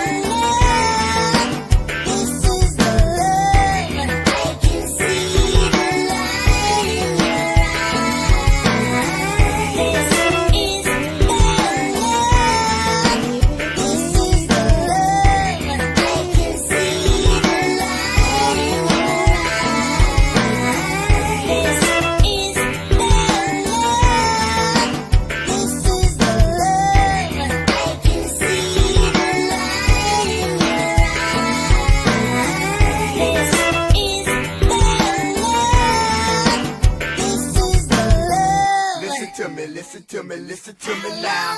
Listen to me, listen to me, listen to me now. Listen to me, listen to me, listen to me now.